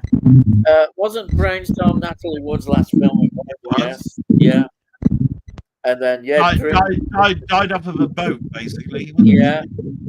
And Christopher Plummer, is the baddie in Dreamscape. I love Dreamscape. It's a great film, very much underrated. And then it's I think, and then final watch, Death Carries a Kane, a Spanish Italian giallo. All right, Tony. Well, I know you like your crime films, giallos as well. And that's it. Yes, we've got to the end. Thank you so much, everyone, for joining in, and thank you, Jamie, for being a guest. Thank you so much, and thank you, Delboy. Background noise. I apologise. It's okay. Don't worry about it. Honestly. Yeah. It sort of reminds me. It sort of reminds me of a very early Jerry Goldsmith record that I put on years ago. I nearly got through. I nearly got through the evening then without mentioning Jerry Goldsmith. Oh, blooming heck. Anyway, 99 guys, great chat as always. Thank you, Si, as always. So, I'd just like to say thank you, Delboy, thank you, Jamie, and you can say your farewells. No, it was Jamie first then. Yeah, Right. Jamie, say goodbyes. Guys, to everyone who didn't like the background noise, I couldn't help it. It was just people down below. But yeah, it's been a pleasure chatting to Delboy and Ian, and hopefully I'll get an invite in quieter circumstances. So Yeah. thank you. You will do. Don't worry about that. Yeah. I bloody hope so and all. Yeah, of I course. mean, he's a complete bastard. But you know, I mean, as far as I'm concerned, Yeah. he's got to come back on, hasn't he? Yeah, of course. We'll get you. You'll be on again. Don't worry about it. You all make me look bad, but I don't Yeah. mind. So, do your farewells then. Well, we always do the thing, don't we? You say, well, it's goodbye from me. And good night from him. Good night. You know, but I always do my goodbye and salute, because it's homage to Frankie Howard. So, And I always say, and all I've got to say is, I'll see thee again. bye bye, everyone. Bye. Bye.